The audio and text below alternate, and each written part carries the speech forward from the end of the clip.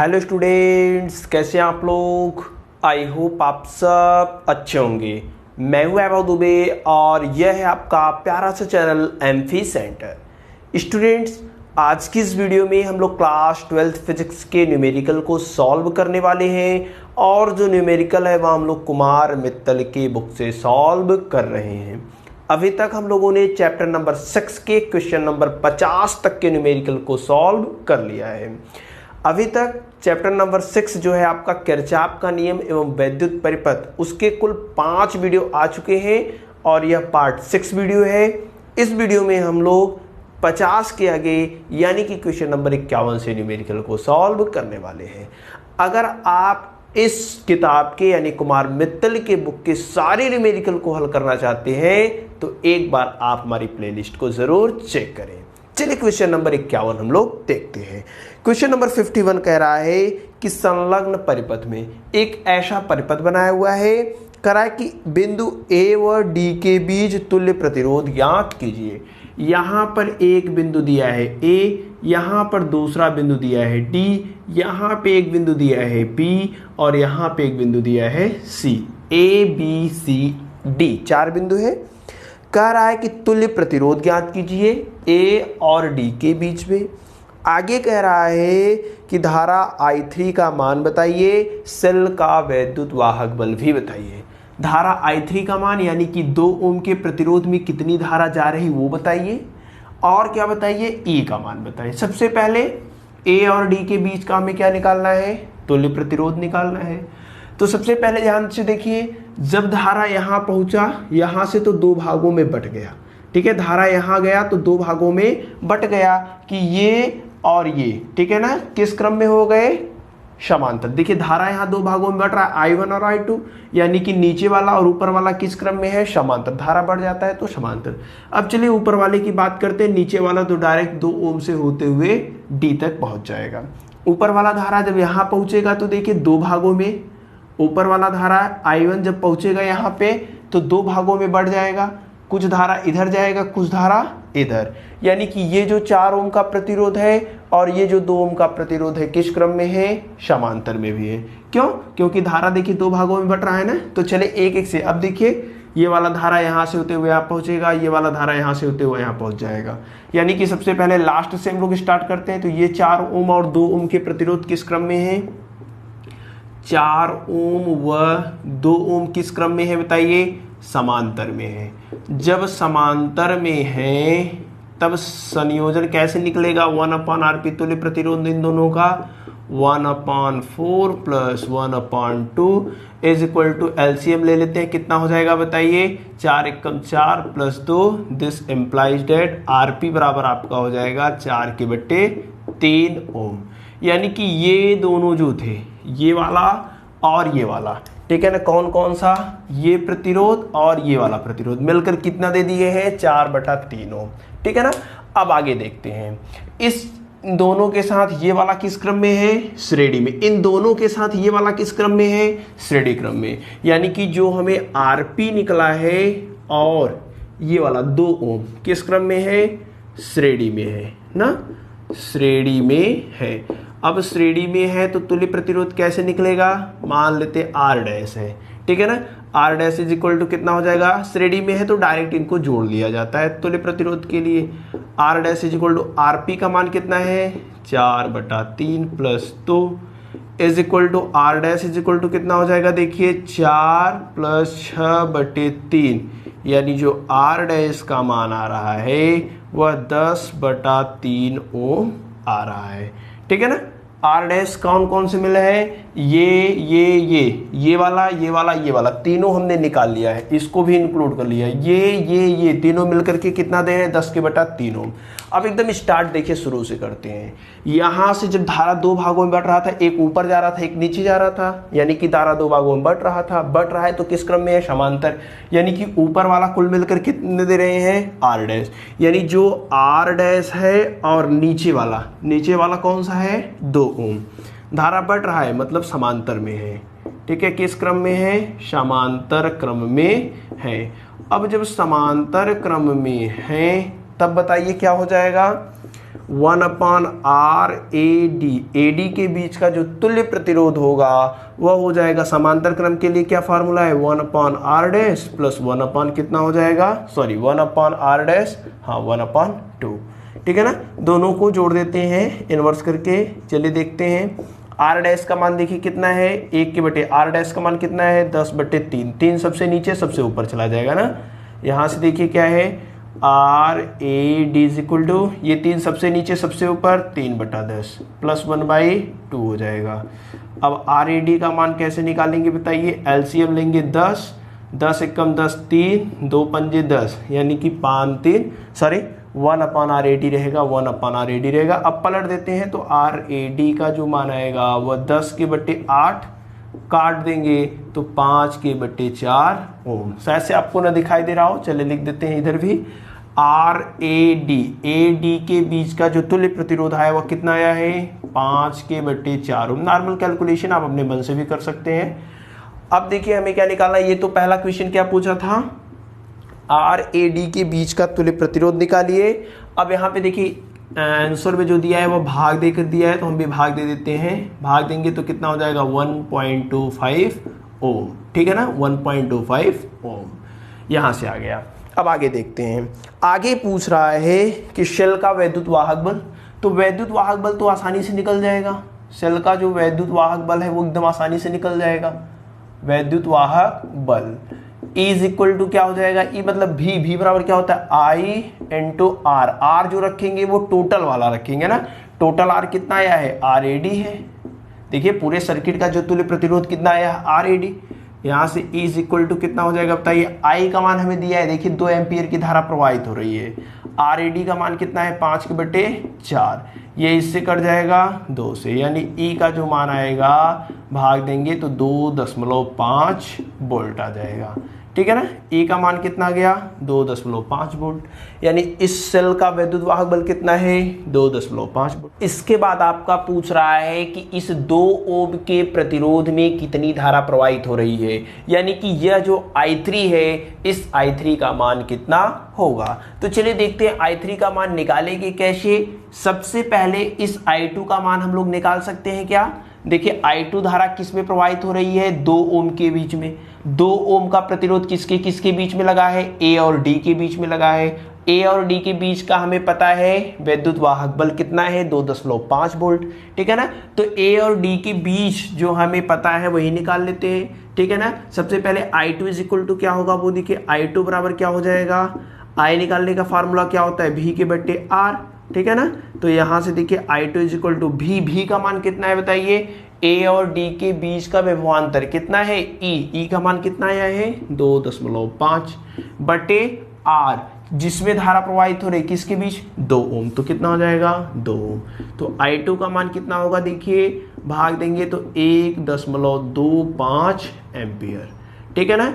I2 का मान हमें पता चल गया कितना है 1.25 एम्पियर। देखिए जब धारा 2 एम्पियर की धारा यहाँ से चली तो इधर कितना धारा गया 1.25 एम्पियर, तो ऊपर कितना जाएगा, ऊपर कितना जाएगा, कहेंगे कि I1 का जो मान होगा वह I में से I2 को घटा देंगे। देखिए 2 एम्पियर की धारा इसको मान लेते हैं I है, ये धारा चली, ये धारा यहाँ 2 भागों में बट गया, 2 एम्पियर की धारा में से इसमें जो धारा गई वह इतना गया, तो ऊपर कितना गया, देखिए ऊपर कितना गया, 2 में से जितना इधर गया घटा देंगे ऊपर वाला आ जाएगा। तो I1 का जो मान आएगा, I का मान कितना है 2, I2 का मान कितना है 1.25, यानी कि जो I1 वैल्यू है वह कितना आ रहा है 0.75 एम्पियर। I1 का मान कितना है 0.75 एम्पियर। I1 का मान हमें पता चल गया है कि इसमें कितनी धारा प्रवाहित हो रही है, यानी कि इस 2 ओम में कितनी धारा प्रवाहित हो रही है 0.75, उसके बाद ये यहाँ पहुंचेगा 2 भागों में बढ़ जाएगा, यानी कि इसमें और इसमें इन दोनों में कितनी धारा प्रवाहित हो रही है 0.75 एम्पियर की धारा प्रवाहित हो रही है। अब हम लोग क्या करेंगे, B और D के बीच का विभवांतर निकालेंगे। तो B और D के बीच का विभवांतर कैसे निकलेगा, देखिए VBD इज इक्वल टू क्या होता है I इंटू RBD, ठीक है ना। जो विभवांतर निकालते हैं वे रेजिस्टेंस भी रखते हैं। तो VBD का मान देखिए कितना हो जाएगा I, आई कितना है बताइए, कितनी धारा इन दोनों में प्रवाहित हो रही है 0.75 इंटू RBD। ये और ये 4 और 2 श्रेणी क्रम में थे ना, तो कितना दे रहे थे 4/3, तो 4/3 कितना हो जाएगा 3। ये VBD के सिरों के बीच का क्या है विभवांतर आ गया। अब जब विभवांतर हमें पता चल गया इतना वोल्ट, तो अब चाहे धारा इसमें निकालना हो चाहे इसमें निकालना हो, आसानी से क्या करेंगे निकाल लेंगे। तो 2 ओम के प्रतिरोध में धारा, 2 ओम के प्रतिरोध में धारा कैसे निकलेगा बताइए, 2 ओम के प्रतिरोध में धारा, तो 2 ओम के प्रतिरोध में जो धारा अगर हमें निकालना है तो कैसे निकालेंगे, I3 जा रहा है ना, तो I3 देखिए ये वाला प्रतिरोध किसके किसके बीच में लगा है, B और D के बीच में, तो VBD बटे जिस प्रतिरोध में धारा निकालना होता है उसका मान रखते हैं यानी कि 2। VBD का मान हमने यहाँ पे निकाला है 0.75 गुणे 4/3 और बटा 2 है तो 2, ये 2 इससे कट जाएगा 2 हो जाएगा, कितना हो जाएगा देखिए ये इससे कट जाएगा ना, 25 से 75 यानी 0.25 और गुणा कर देते हैं तो 0.50 एम्पियर, ठीक है ना। तो इसमें जो धारा प्रवाहित हो रही है वो 0.50 एम्पियर प्रवाहित हो रही। थोड़ा सा क्रिटिकल क्वेश्चन था लेकिन इजी है, आप चाहे तो इस क्वेश्चन को नोट कर सकते हैं, काफी इजी क्वेश्चन है बट थोड़ा सा इसमें आपको समझना है, दिमाग लगाना है, ठीक है ना। वीडियो को पास करके आप लोग इस क्वेश्चन को नोट कर लीजिए। आई होप ये क्वेश्चन नंबर 51 आपको समझ में आया होगा। इसके बाद आपका क्वेश्चन नंबर 52 है। क्वेश्चन नंबर 52 कह रहा है कि नगण्य आंतरिक प्रतिरोध तथा 4 वोल्ट वैद्युत वाहक बल की बैटरी एक तार के आयताकार फ्रेम ABCD के विपरीत कोने A व C पर लगाई जाती है। भुजा AB, BC, CD व DA के प्रतिरोध क्रमशः 90 ओम, 110 ओम, 60 ओम व 40 ओम है। बिंदु B व D के बीच का प्रतिरोध ज्ञात कीजिए, सॉरी विभवांतर ज्ञात कीजिए। चलिए क्वेश्चन नंबर आपका कौन सा है 52। सबसे पहले फिगर बनाते हैं। कह रहा है कि नगण्य आंतरिक प्रतिरोध तथा 4 वोल्ट का एक वैद्युत वाहक बल की एक बैटरी है, एक आयताकार फ्रेम है। सबसे पहले क्या बनाया है, एक आयताकार फ्रेम, ठीक है। तो हमने मान लिया यह एक आयताकार फ्रेम है, ठीक है ना, ये कोई आयत है, आयत की आमने सामने की भुजा लंबाई सब इक्वल होता है, ठीक है। तो इस प्रकार से हमने एक काम चलाऊ आयत बना लिया है, ठीक है, काम चलाऊ आयत, ठीक। तो देखिए कह क्या रहा है कि ABCD, सबसे पहले इसका नाम दे देते हैं, A है, B है, C है, D है। कह क्या रहा है कि A व C के बीच में एक बैटरी सेल लगाते हैं। A और C के बीच में हमने क्या लगा दिया है, एक सेल लगा दिया है कुछ इस प्रकार से, ठीक है ना, एक सेल हमने इस प्रकार से लगाया। फिर कह रहा है कि AB के बीच जो प्रतिरोध लगाया गया है वो 90 ओम का है। इन चारों के बीच 90 ओम के प्रतिरोध को लगाया गया है, ठीक है, अलग अलग प्रतिरोध लगाया है। BC के बीच एक प्रतिरोध लगाया गया है, अभी देख के हम लोग लिखते हैं, ठीक है ना। यहाँ भी एक प्रतिरोध लगाया गया है, यहाँ भी चारों भुजा पर 4 प्रतिरोध इसने लगा दिया है। देखिए AB के बीच में 90 वोल्ट, ठीक है, 90 ओम का, फिर 110 ओम का, यहाँ पे कितना लगाया है 110 ओम का, फिर कितना लगाया है 60 ओम का, यहाँ पे 60 ओम का है, फिर यहाँ कितना लगाया है 40 ओम का। ये जो सेल लगाया है 4 वोल्ट का लगाया है, करा इसका जो आंतरिक प्रतिरोध है वह क्या है, नगण्य है, ठीक है ना। आपसे पूछ क्या रहा है, हमसे पूछ रहा है B और D के सिरों के बीच का विभवांतर बताइए। काफी इंपॉर्टेंट क्वेश्चन है, यहाँ पे हमसे AC के बीच का नहीं पूछ रहा है, B और D के बीच का पूछ रहा है। तो देखिए ये पॉजिटिव एंड है सेल का, ये निगेटिव एंड है, धारा कुछ इस प्रकार से ऐसे चलेगा, यहाँ पे धारा पहुंचेगा तो 2 भागों में बढ़ जाएगा, कुछ धारा इसमें जाने लगेगा, कुछ धारा इसमें। सपोज करेंगे ये I1 धारा है, ये I2 धारा है। I1 धारा इस 90 ओम के प्रतिरोध में जाएगा, फिर 110 ओम के प्रतिरोध में जाएगा, यानी 90 ओम और 110 ओम के प्रतिरोध किस क्रम में है, श्रेणी क्रम में है। उसी प्रकार से 40 ओम और 60 ओम के जो प्रतिरोध लगे होंगे वह भी क्या होंगे, श्रेणी क्रम के होंगे, क्योंकि धारा नहीं बढ़ रहा है, I2 भी इसमें भी जा रहा है, I2 इसमें भी जा रहा है। अब सबसे पहले I1 और I2 का मान निकालते हैं। चलिए I1 कैसे निकलेगा, I1 निकालने का क्या तरीका है बताइए। सबसे पहले I1 देखिए इसमें जा रहा है, इसमें जा रहा है, किसके किसके सिरों के बीच में है, A और C के सिरों के बीच में है। A और C के सिरों के बीच का विभवांतर कितना है, देखिए धारा निकालने का फार्मूला है V/R, ठीक है ना। तो I1 के लिए रखेंगे तो I1 मतलब I1 किस में विभवांतर में है, ए और बी के बीच में, ए और बी के बीच का विभवांतर कितना है 4 वोल्ट बटे आर, जिसमें जिसमें I1 धारा प्रवाहित हो रही है उसका तुल्य प्रतिरोध 90 इसमें 110 इसमें, दोनों किस क्रम में है, श्रेणी में है। तो श्रेणी में है तो तुल्य प्रतिरोध कैसे निकलेगा, जोड़ देंगे, ठीक है ना। यहाँ से I1 का मान हमें पता चल गया कितना है 4k/200, कट कर देंगे 1k/50 एम्पियर। इसी प्रकार से I2 का भी मान निकालेंगे, जो धारा इसमें प्रवाहित हो रही है। I2 बराबर कितना हो जाएगा, विभव तो सेम है, ये वाला भी ए और बी के, ये दोनों भी किसके किसके बीच में, ए और सी के बीच में, बटे प्रतिरोध। प्रतिरोध कितना है बताइए 40 + 60। देखिए दोनों श्रेणी में है तो तुल्य प्रतिरोध कैसे निकलेगा, आपस में जोड़ के 40 + 60, ठीक है। चलिए मान रख देते हैं I2 = कितना हो जाएगा, V का मान कितना है 4 वोल्ट, 40 60 को जोड़ेंगे तो 100 हो जाएगा, कट कर देंगे तो कितना हो जाएगा I2 = 1k/25 ओम, सॉरी एम्पियर ना। I1 का ये I1 का मान है, ये I2 का मान है। कितनी धारा इसमें प्रवाहित हो रही है, इतना। कितनी धारा इसमें प्रवाहित हो रही है, इन दोनों में इतना, ठीक है ना। यानी इस वाले प्रतिरोध में भी कितनी धारा प्रवाहित हो रही है 1/50 एम्पियर, इस वाले प्रतिरोध में भी 1/50, इस वाले में कितना 1/25, इस वाले में कितना 1/25।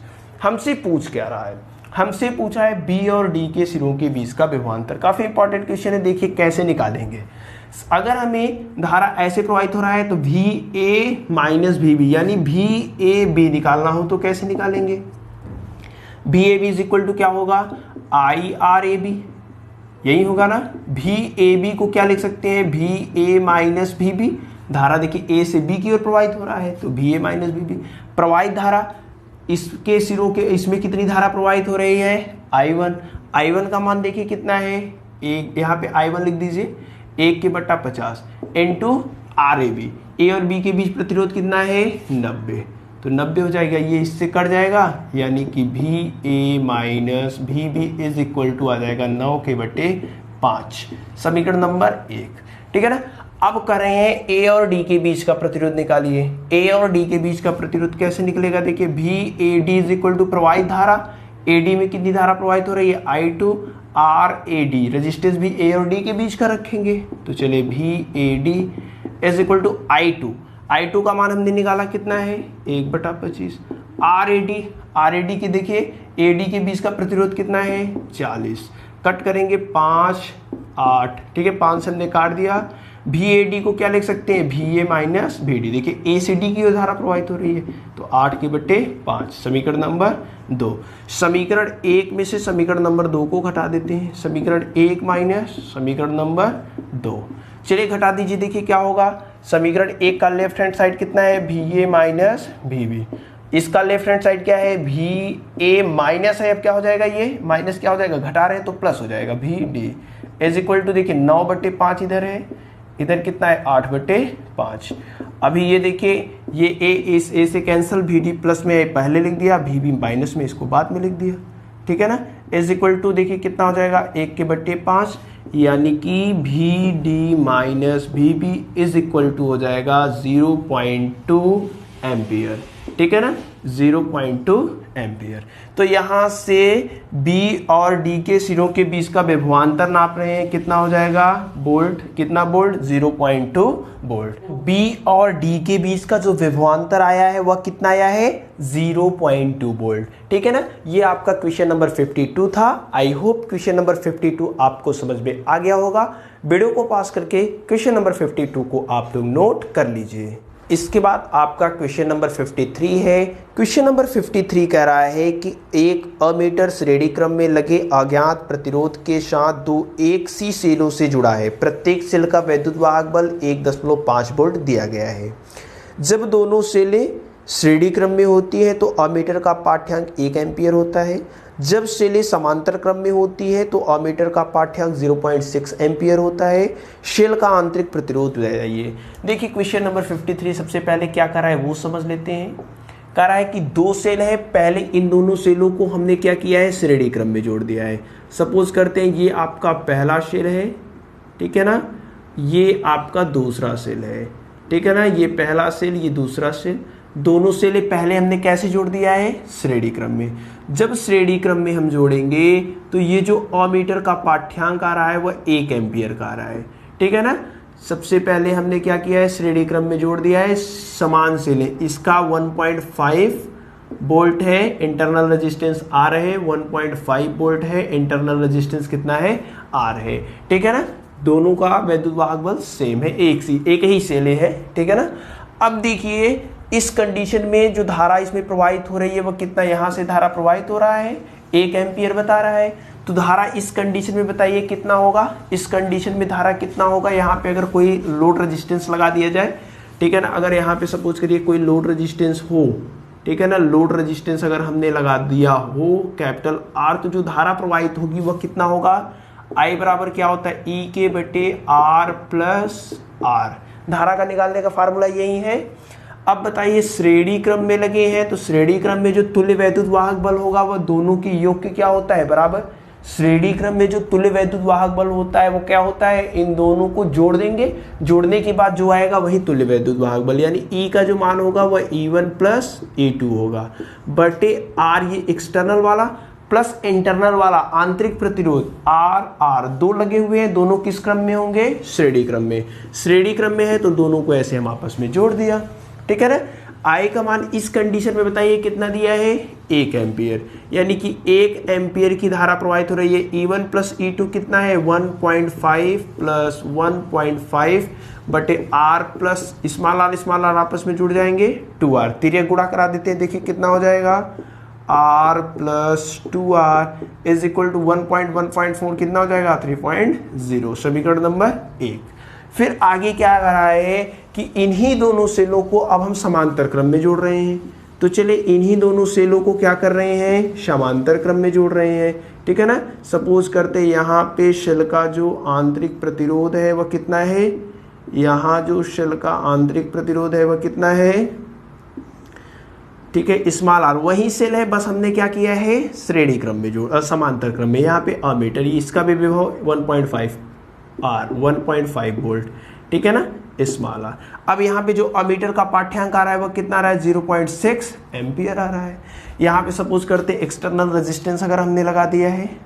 अब बताइए इस फिगर के लिए, देखिए पहले हमने ऐसे जोड़ा तो ये हमें मिला, अब कह रहा है ऐसे जोड़िए, तो इस कंडीशन में जो धारा प्रवाहित होगी वो बताइए कितना होगा।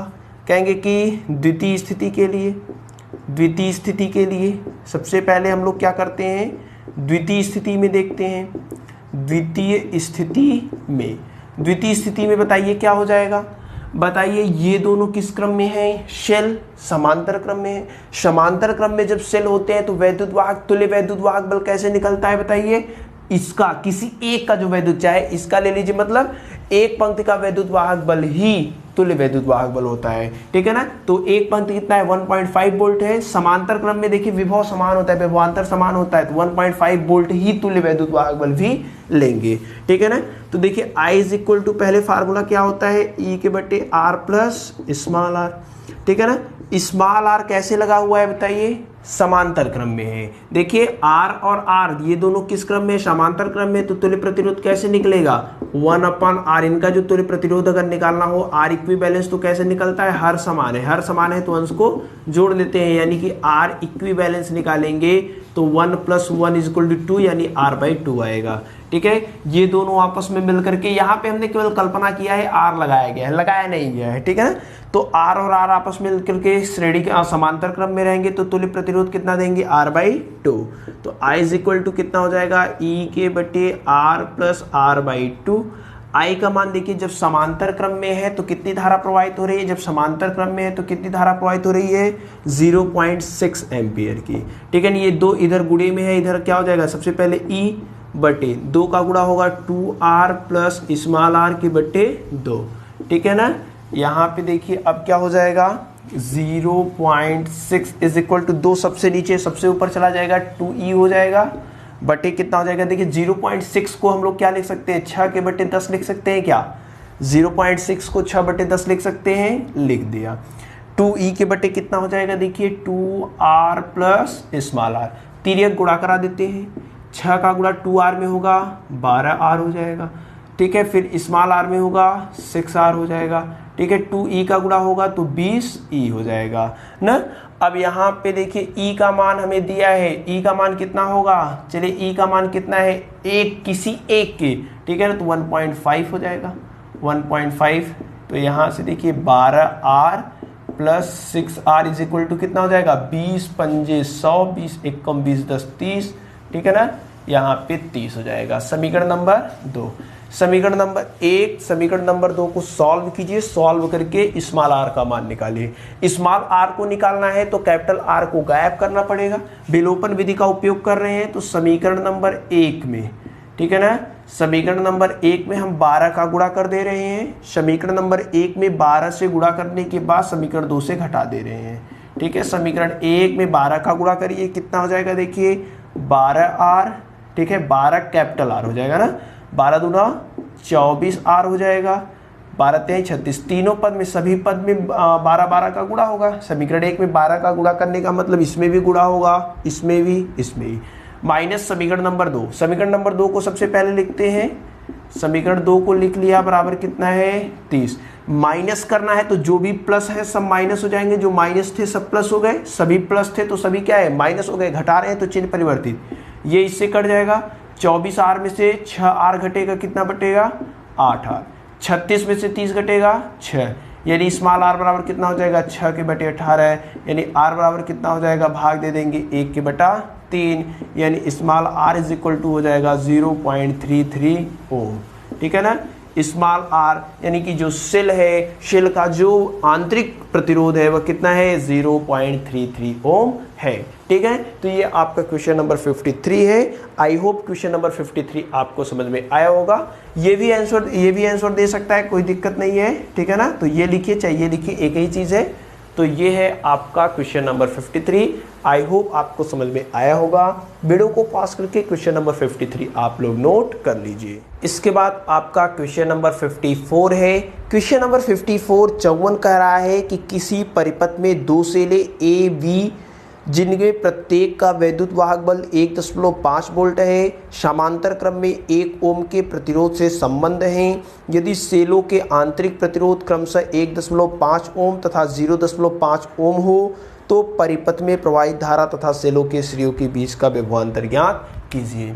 चलिए क्वेश्चन नंबर 54 काफ़ी इंपॉर्टेंट क्वेश्चन है, उसको देखते हैं। सबसे पहले 54 कह रहा है कि दो सेल हैं ए और बी, उन दोनों सेलों का जो वैद्युत वाहक बल है वो 1.5 वोल्ट है और दोनों सेलें किस क्रम में हैं, समांतर क्रम में है। तो चलिए यहाँ पे हमने पहला सेल बना दिया, इस सेल का जो इंटरनल रेजिस्टेंस है, आंतरिक प्रतिरोध है, उसको बना दिया।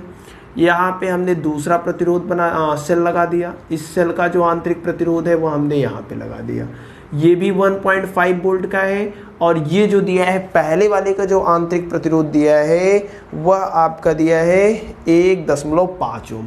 पहले वाले का आंतरिक प्रतिरोध कितना है, 1.5 ओम। सेल का वैद्युत वाहक बल दोनों क्या है, समान है, इसका भी 1.5 इसका भी 1.5, और इसके लिए जो आंतरिक प्रतिरोध है वह 0.5 ओम। अब कह रहा है ये जो है आपका, ये जो है एक एक्सटर्नल रेजिस्टेंस के साथ लगाया हुआ है, एक एक्सटर्नल रेजिस्टेंस के साथ लगा दिया गया है, ठीक है। इस एक्सटर्नल रेजिस्टेंस का जो मान दिया है वह कितना दिया है, देखिए 1 ओम के साथ ना, 1 ओम के साथ हमने लगा दिया है, ठीक है ना। ये देखिए पॉजिटिव एंड है, मान लेते हैं धारा I1 यहाँ से प्रवाहित हुआ, इधर से धारा I2 निकलेगा, पॉजिटिव से निकलेगा, यहाँ धारा कितना हो जाएगा I1 प्लस I2, इसमें जो धारा जाएगा वह I1 प्लस I2 जाएगा। सेल से जितनी धारा निकला उतना ही प्रवेश किया, I2, ठीक है। सेल से जितनी धारा निकला उतना ही प्रवेश किया। पूछ क्या रहा है, ये तो क्वेश्चन नंबर 54 का हमने फिगर बनाया है, ठीक है। सवाल को पढ़ करके पूछ रहा है कि परिपथ में प्रवाहित धारा I1 I2 का मान आप बताइए। उसके बाद पूछ रहा है कि सेल के सिरों के बीच का विभवांतर, इसके सिरों के बीच का विभवांतर यानी टर्मिनल विभवांतर, इसके सिरों के बीच का टर्मिनल विभवांतर निकालिए। तो चलिए सबसे पहले ये फिगर देख करके हमें किरचॉफ्स लॉ याद आ गया होगा, ठीक है ना। जब हम लोग किरचॉफ्स लॉ पढ़ रहे थे तो कुछ इस प्रकार के फिगर को हमने डिटरमाइंड किया था, देखा था डिटेल में, ठीक है ना। किरचॉफ्स लॉ क्या होता है, कैसे अप्लाई किया जाता है, इसके विषय में हमने पूरी डिटेल में बताया हुआ है। अगर आपने अभी तक उन वीडियोज़ को नहीं देखा है तो आप देख सकते हैं, चलिए देखते हैं, इस क्वेश्चन को सॉल्व करना है, I1 I2 का मान लगाना है। अब देखिए इस फिगर में आपको दो बंद पास दिखाई दे रहे हो, ये बंद पास 1 है, ये बंद पास 2 है, ठीक है ना। बंद पास मतलब बंद डब्बा एक प्रकार से आप समझिए, ठीक है। एक बंद डब्बा इधर है, एक बंद डब्बा इधर है, ठीक है ना। बंद रहना चाहिए, क्लोज रहना चाहिए, ठीक है ना, क्लोज रहे बस, ठीक है। तो ये आपका बंद पास 1 है, ये आपका बंद पास 2 है। जब भी किरचॉफ लॉ को हम लोग लगाते हैं, यहाँ पे किरचॉफ लॉ ही लगेगा, क्योंकि हमें कुछ भी समझ में नहीं आ रहा है कि यहाँ पे कैसे इसको सॉल्व किया जाए। तो किसी भी परिपथ में धारा का मान निकालना हो, सिल के सिरों के बीच का व्यवहांतर निकालना हो, तो किरचॉफ लॉ लगाएंगे, डायरेक्ट निकल जाएगा। चलिए देखते हैं। सबसे पहले किरचॉफ लॉ में जितने भी बंद पास होते हैं उनको हम लोग देखते हैं। यहाँ पे दो बंद पास हमें मिला, ये पहला, ये दूसरा।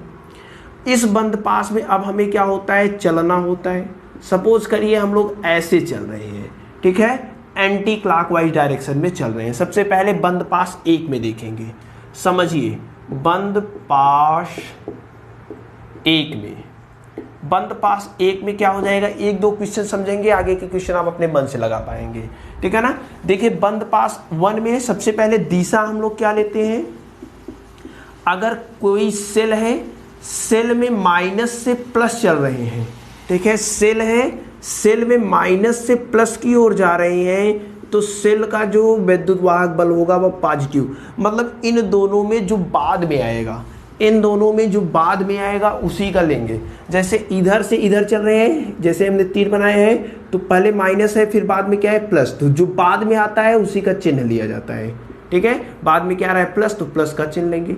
अगर ऐसे है तो, अगर ऐसे जा रहे हैं तो यहाँ पे देखिए पहले प्लस है, बाद में क्या है, माइनस, तो प्लस से माइनस, लास्ट में क्या आ रहा है, माइनस, तो चिन्ह क्या लेंगे, माइनस। तो ये किसी सेल के लिए चिन्ह क्या लेते हैं, ये समझ गए आप। अगर देखिए धारा की दिशा में चल रहे हैं, धारा की दिशा में चल रहे हैं, धारा की दिशा में, ठीक है ना। अगर हम धारा की दिशा में चल रहे हैं तो IR का जो चिन्ह लेते हैं वो निगेटिव लेते हैं। अगर धारा की जिस दिशा में धारा है उसी दिशा में हम भी चल रहे हैं, ठीक है ना, तो IR का चिन्ह क्या लेते हैं, निगेटिव। अगर धारा की दिशा के विपरीत चलते हैं, जिस दिशा में धारा चल रहा है उसके ठीक विपरीत हम चल रहे हैं, तो IR का चिन्ह क्या लेते हैं, पॉजिटिव लेते हैं। ये चिन्ह परिपाटी है किरचॉफ लॉ के लिए। हमने पूरी डिटेल से इसको समझाया है, अगर आपने इस वीडियो को नहीं देखा है तो देख सकते हैं। चलिए सबसे पहले बंद पास 1 की बात करते हैं।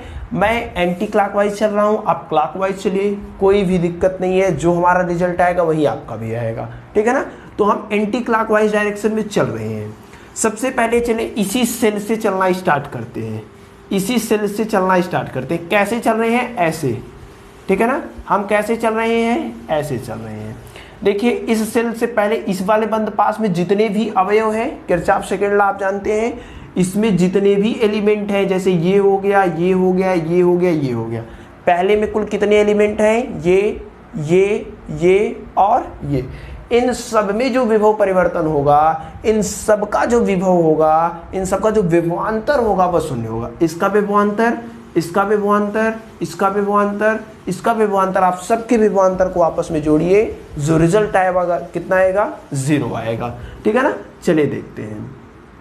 हम यहाँ से चलना बंद पास 1 में चल रहे हैं, किधर से चल रहे हैं, ऐसे चल रहे हैं, ठीक है ना। कैसे चल रहे हैं, ऐसे चल रहे हैं। तो पहले वाले सेल की बात चलते हैं, चलिए देख लेते हैं। ये मान लेते हैं E1 है, ये कितना है, A2 है, ठीक है ना। तो माइनस से प्लस की ओर चल रहे हैं, ये माइनस है, ये प्लस है, तो बाद में क्या आ रहा है, प्लस आ रहा है, यानी E1 का चिन्ह क्या लेंगे, प्लस लेंगे। E1 का चिन्ह क्या लेंगे, प्लस लेंगे, ठीक है ना। E1 का चिन्ह क्या लेंगे, प्लस, क्योंकि माइनस से प्लस जो बाद में आता है वही चिन्ह लेते हैं, चिन्ह ले लिया। अब चलिए देखिए धारा ऐसे आया, ऐसे आया, ऐसे। अब देखिए जब यहाँ पे पहुँचेंगे, इसमें जब पहुँचेंगे तो हम लोग ऐसे चल रहे हैं ना, ऐसे चल रहे हैं, तो प्लस से माइनस, पहले इधर से आया, ऐसे चला, फिर ऐसे चला, फिर ऐसे चल रहे हैं। तो देखिए अब इसमें जो इस वाले सेल के लिए प्लस से माइनस की ओर जा रहे हैं, प्लस से माइनस, प्लस से माइनस जाएंगे तो चिन्ह क्या लेंगे, माइनस। देखिए बाद में क्या आ रहा है, माइनस आ रहा है। जब बाद में माइनस आ रहा है तो चिन्ह भी क्या लेंगे, माइनस वाला लेंगे। तो E1 ये हो गया माइनस E2। अब देखिए इसके बाद ये वाला रेजिस्टेंस बढ़ रहा है, ये वाला रेजिस्टेंस, तो इसके सिरों के बीच का विभवांतर IR निकाला जाता है, IR, ठीक है ना।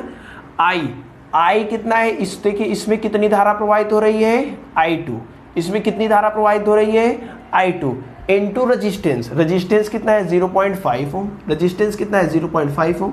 अब चिन्ह क्या लेंगे, देखिए चिन्ह क्या लेंगे, धारा ऐसे आ रहा है, धारा ऐसे आ रहा है और हम कैसे जा रहे हैं, ऐसे जा रहे हैं, धारा ऐसे आ रहा है, हम ऐसे जा रहे हैं। जब दोनों एक दूसरे के विपरीत हो तो चिन्ह क्या लेते हैं, पॉजिटिव लेते हैं, यानी इसका जो चिन्ह लेंगे, इसमें जो चिन्ह लेंगे पॉजिटिव। क्यों, क्योंकि हम ऐसे जा रहे हैं, धारा ऐसे आ रहा है, दोनों एक दूसरे के विपरीत है, चिन्ह क्या लिया, पॉजिटिव। इसका सिरों के बीच का विभवांतर क्या होता है, I इंटू आर, कितनी धारा प्रवाहित हो रही है इसमें, I2 धारा प्रवाहित हो रही है, तो I2 को लिख दिया, इंटू आर, आर कितना है 0.5, यानी कि गुणे 0.5, ठीक है। अब देखिए ये वाला ले लिया है हमने, ये ले लिया है, ये ले लिया, अभी देखिए कुछ बचा है, हाँ ये वाला बचा है, इसके सिरों के बीच का विभवांतर निकालना है।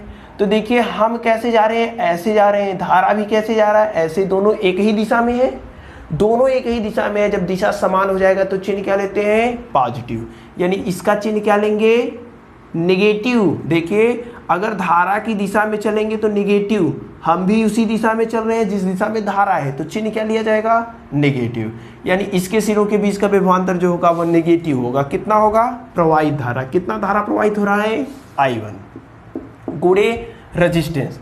देखिए विभवांतर निकालना है तो विभवांतर I गुणे R से निकलता है, R कितना है 1.5, इन सबको आप जोड़ दीजिए, मान कितना आता है, 0 आता है। चलिए यहाँ पे E1 का मान देखते हैं कितना है, E1 का मान ध्यान से देखिए कितना है 1.5, A2 का भी मान कितना है 1.5, प्लस गुणा कर दीजिए 0.5 गुणे I2 माइनस 1.5 गुणे I1 इज इक्वल टू 0। ये इससे आपका क्या होगा, कैंसिल होगा, ये माइनस में उधर चला जाएगा प्लस में, यानी 0.5 I1 is equal to 1.5, sorry यहाँ पे I2 है ना, I2 यहाँ पे क्या होगा I1, ये इससे कटेगा कितना आएगा 0.3, यानी कि जो I2 का मान है वह 0.3 I1 है। समीकरण नंबर 1, I2 का हमें मान कितना मिल गया है 0.3 I1। ये कहाँ से, बंद पास 1 से। अब किस में चलेंगे, बंद पास 2 में। अब हमें किस में चलना है, बंद पास 2 में। तो बंद पास 2 में हम कैसे चलते हैं, चलिए बंद पास 2 में भी हम लोग एंटी क्लॉकवाइज डायरेक्शन, आपका मन, आप जिस डायरेक्शन में चलना चाहे चल सकते हैं, ठीक है ना।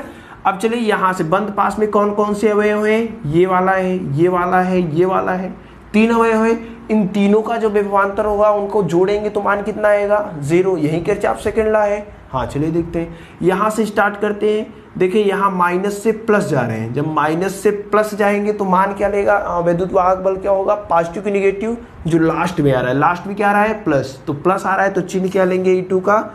सबसे पहले बंद पास 2 लिख देते हैं, बंद पास 2 में। फिगर आपने अगर किरचॉफ लॉ को समझा होगा तो इसके भी समझ जाएंगे।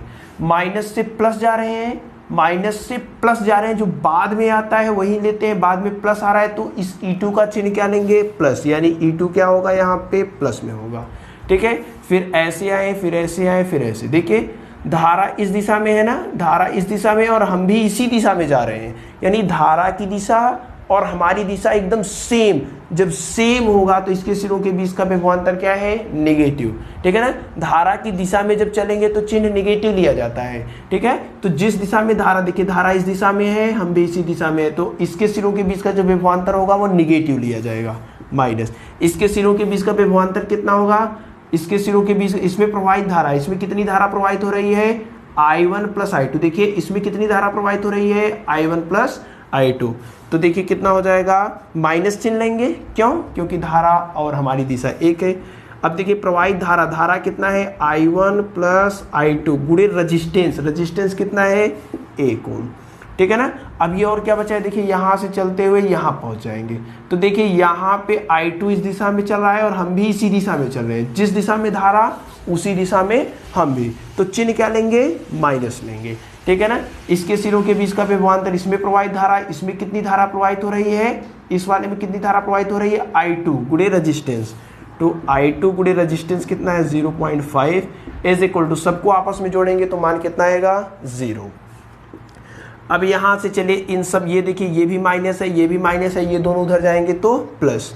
I2 का गुणा 0.5 में होगा तो क्या हो जाएगा 0.I2, ठीक है। ये गुणा होगा, देखिए माइनस है, जब उस साइड जाएगा तो प्लस, यानी कि I1 प्लस I2 हो जाएगा इज इक्वल टू, देखिए इधर क्या बचेगा E2। E2 का मान हमें पता है, E2 का मान ऑलरेडी दिया हुआ है, तो कितना हो जाएगा देखिए I1 plus I2 is equal to E2 का मान 1.5 वोल्ट। अब देखिए हम लोग क्या करने वाले हैं, अब I2 का मान उठा करके यहाँ पे रखने वाले, लेकिन ध्यान दीजिएगा यहाँ पे 0.5 को काटेंगे तो यहाँ पे 3 हो जाएगा ना, 1.5 में 0.5 का भाग देंगे तो 0.3 नहीं 3 आएगा, तो यहाँ पे जो I2 का मान हमें मिलने वाला है वह कितने मिलना है, 3I1 मिलेगा। ठीक है ना। अब I2 का मान उठा करके समीकरण नंबर 1 से हम लोग यहाँ पर रख देते हैं, तो चलिए लिख देते हैं समीकरण 1 से I2 का मान रखने पर, I2 का मान रखने पर मान उठा करके रखेंगे, देखिए क्या हो जाएगा, देखिए आप लोग बताइए 0.5 है, हाँ 0.5 है, इंटू I2 की जगह कितना रखना है 3I1 प्लस कितना है I1, तो I1 रख दिया, इंटू क्या है प्लस I2 का मान कितना है देखिए 3I1 इज इक्वल टू कितना है 0।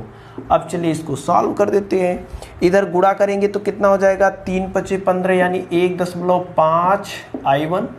ठीक है ना, I1 सब I1 है। अब यहाँ पर कितना है I1 है, यहाँ पर कितना है 3I1 इज इक्वल टू, देखिए कितना है इज इक्वल टू E2 है ना, सॉरी 1.5 यहाँ पे है तो 1.5 यहाँ पे होगा, यहाँ पे कितना है 1.5। अब चलिए सबको जोड़ देते हैं, 1.5 यहाँ पे 1 I1 3 I1 4 I1, यहाँ पे 1.5 I1 है, यानी कि कितने हो जाएंगे 5.5 I1 इज इक्वल टू 1.5। ये 5.5 गुणे में है, उधर जाएगा भाग में, यानी कि 1.5 के बटे 5.5, दशमलव से कट जाएगा, 5 से काट देंगे कितना हो जाएगा देखिए I1 इज इक्वल टू 5 × 15 और यहाँ पे 5 × 5 3 के बटा 11 एम्पियर। ये हमें क्या मिला है I1 का मान। अभी क्या चाहिए I2 का मान कैसे निकलेगा, I1 का मान समीकरण 1 में रखते हैं, I1 का मान समीकरण 1 में रखने पर, समीकरण 1 में रखने पर चलिए I1 का मान समीकरण 1 में उठा करके रखते हैं, क्या हो जाएगा देखिए, तो I2 का मान मिल जाएगा 3 × I1 कितना है 3 के बटा 11, गुणा कर देते हैं, I2 इज इक्वल टू कितना मिल जाएगा 3 × 9 के बटे 11 एम्पियर। ठीक है, ये हमें मिला है I1 का मान, ये हमें मिला है I2 का मान। अभी हमारा काम हुआ नहीं है, अभी हमसे क्या पूछ रहा है, अभी हमसे पूछ रहा है कि विभवांतर बताइए। ठीक है, जो सेल लगाया सेल के सिरों के बीच का विभवांतर। ठीक है, E1 के सिरों के बीच का विभवांतर कैसे निकलेगा, E1 के सिरों के बीच विभवांतर, तो E1 के सिरों के बीच का विभवांतर मान लेते हैं V1 है और यह होगा E1 माइनस IR1। ठीक है ना, फार्मूला यही है, बचपन से हम लोग पढ़ते आ रहे हैं, बचपन से, चलिए ठीक है बचपन से पढ़ रहे हैं। E1 मतलब पहले वाले सेल का वैद्युत वाहक बल कितना है 1.5, I1 हो जाएगा ना, सेल देखिए पहले वाले सेल से I1 धारा प्रवाहित हो रही, तो I1 का मान कितना है 3 के बटे 11 गुणे R1, पहले वाले सेल का इंटरनल रेजिस्टेंस कितना है 1.5। अब इसी को सॉल्व करना है, आ जाएगा V1 इज इक्वल टू कितना हो जाएगा देखिए 1.5 दोनों में कॉमन है, कॉमन कर लिया, कितना बचा 1 माइनस 3 के बटे 11। This implies that V1 is equal to कितना हो जाएगा 1.5, 11 एकम 11 में से 3 घट जाएगा 8 के बटे 11 हो जाएगा, यानी V1 इज इक्वल टू 15 × 8 120, 12 के बटे 11 हो जाएगा, भाग देंगे V1 इज इक्वल टू कितना आ जाएगा देखिए 11 एकम 11, 1.0 बढ़ाएंगे 10 होगा, फिर 11.9 इतना वोल्ट होगा। ठीक है ना, पहले वाले सेल के सिरों के बीच का विभवांतर कितना आएगा, इतना वोल्ट का, ये चाहे 12/11 वोल्ट का, ये एक ही चीज़ है। अब दूसरे सेल के सिरों के बीच का विभवांतर यानी E2 के सिरों के बीच का विभवांतर कैसे निकलेगा, E2 के सिरों के बीच का विभवांतर कैसे निकलेगा बताइए। E2 के सिरों के बीच का जो विभवांतर होगा वह V2 इज इक्वल टू कितना हो जाएगा E2 माइनस I2R2, यही फार्मूला है। V2 हमें निकालना है, लिख दिया। E2 का मान कितना दिया है 1.5 वोल्ट माइनस I2 का मान कितना दिया है देखिए 9k/11 गुणे R2 का मान देखिए, दूसरे वाले का इंटरनल रेजिस्टेंस कितना है 0.5 रख दिया। अब इसको सॉल्व करते हैं। V2 1.5 माइनस 9 का गुणा करेंगे, 9 × 5 = 45, 4.5 के बटे 11 गुणा कर देते हैं। V2 इज इक्वल टू देखिए एलसीएम ले लेते हैं, 11 × 5 = 55, 11 × 1 = 11, 5 = 16, ठीक है, -4.5 बटे 11 घटा देते हैं। 16 में से 4.5 घट जाएगा, कितना बचेगा आप बताइए, कितना बचेगा? यहाँ पे आपका बच जाएगा, 5 में से 5 जाएगा 0, 4 6 2, यानी कि 12/11, यानी इसके सिरों के बीच का भी जो विभवांतर आएगा वो 1.09 वोल्ट ही आएगा, ठीक है। तो दोनों के सिरों के बीच का जो विभवांतर है वह समान है, कितना है 1.09 वोल्ट, ठीक है। तो आई होप ये क्वेश्चन आपको समझ में आ गया होगा। क्वेश्चन नंबर 54 काफ़ी इंपॉर्टेंट था, यहाँ पे आपको किरचॉफ्स लॉ लगाना था। आगे जितने भी क्वेश्चन अभी इसमें पढ़ेंगे सब में आपको किरचॉफ्स लॉ ही लगाना है। अगर ये क्वेश्चन आपको समझ में आया होगा तो आगे के क्वेश्चन भी आपको समझ में आएंगे। वीडियो को पॉज करके क्वेश्चन नंबर 54 को आप लोग नोट कर लीजिए। इसके बाद आपका क्वेश्चन नंबर 55 यानी 55 है। क्वेश्चन नंबर 55 कह रहा है कि दिए गए परिपथ में धारा I1, I2 तथा I3 के मान की गणना कीजिए। एक ऐसा सर्किट बनाया हुआ है, इसमें पूछ रहा है I1, I2 और I3 का मान आप बताइए। तो देखिए फिगर देख करके एकदम स्पष्ट लग रहा है कि किरचॉफ्स लॉ से ही लागू होगा, यानी कि ये जो क्वेश्चन सॉल्व होगा वो कहाँ से होगा, किरचॉफ्स लॉ से। क्योंकि यहाँ पे हमें कुछ प्रॉपर तरीका नहीं पता चल पा रहा है कि हम इस क्वेश्चन को कैसे सॉल्व करें। जब कोई तरीका ना हो तो रामबाण तरीका, किरचॉफ्स लॉ, ठीक है ना। तो यहां से हम लोग किरचॉफ्स लॉ को सॉल्व करते हैं। देखिए कैसे सॉल्व करने वाले हैं, ध्यान से देखिएगा। यहां पे हमें दो बंद पास, किरचॉफ्स का जो दूसरा नियम है वो हमेशा बंद पास पे लगता है, क्लोज लूप पे लगता है। एक क्लोज हमें यहां पे मिल गया है, दूसरा क्लोज लूप बंद पास हमें यहां पे मिल गया है, ठीक है ना। फिगर देख के हमने दो बंद पास मिला, पहला बंद पास ये, दूसरा बंद पास ये, ठीक है ना। अब दोनों बंद पास में हम लोग चलेंगे और इसमें जितने भी एलिमेंट लगे हुए हैं, जैसे पहले बंद पास में कौन कौन से अवयव हैं, ये है, ये है, ये है, 3 अवयव। दूसरे में कौन कौन से हैं, ये है और ये है। 3 अवयव इसमें हैं, 3 अवयव इसमें भी है। तो इसमें जितना विभव परिवर्तन हुआ सबको जोड़ दीजिए, मान कितना आएगा 0। इसमें इन तीनों में जितना विभव परिवर्तन हुआ उसको जोड़ दीजिए, मान कितना आएगा 0। यही तो किरचॉफ सेकंड लॉ कहता है। तो देखिए दिशा हमने इसके पहले वाले में क्वेश्चन में जान गया है क्या होता है। अगर प्लस से माइनस, किसी सेल में प्लस से माइनस की ओर चलेंगे तो दिशा क्या लेते हैं, माइनस वाला लेते हैं। अगर किसी सेल में माइनस से प्लस की ओर चलेंगे, ये माइनस ये प्लस है, तो दिशा क्या लेते हैं, प्लस लेते हैं, ठीक है। यानी कि हम लोग देखिए ऐसे चल रहे हैं कुछ इस प्रकार से। जो बाद में आएगा, प्लस पहले है माइनस बाद में है, माइनस बाद में आया तो चिन्ह माइनस का लेंगे, माइनस पहले है प्लस बाद में, तो जो बाद में है उसी का चिन्ह लेते हैं। ये तो किसी सेल का बात हो गया। अगर हम लोग धारा की दिशा में चल रहे हैं, धारा की दिशा में, अगर जिस दिशा में धारा चल रहा है उसी दिशा में हम भी चल रहे हैं, तो I × R का जो मान होगा वह नेगेटिव लिया जाएगा, ठीक है ना। जिस दिशा में हम चल रहे हैं उसी दिशा में धारा भी चल रहा है, तो IR मतलब विभव कितना लेंगे, नेगेटिव। अगर विपरीत दिशा है, हमारी दिशा और धारा की दिशा विपरीत है, ठीक है ना, दोनों एक दूसरे के ठीक विपरीत में है, तो IR का जो चिन्ह होगा वह पॉजिटिव हम लोग लेंगे। तो ये है दिशा लेने का, हमने किरचॉफ लॉ में पूरी डिटेल में बताया हुआ है। तो चलिए देखते हैं, हमें दो बंद पास है, बंद पास 1, बंद पास 2। सबसे पहले हम लोग बंद पास 1 में देखते हैं, ठीक है ना। सबसे पहले हम लोग किस में देख रहे हैं, बंद पास 1 में।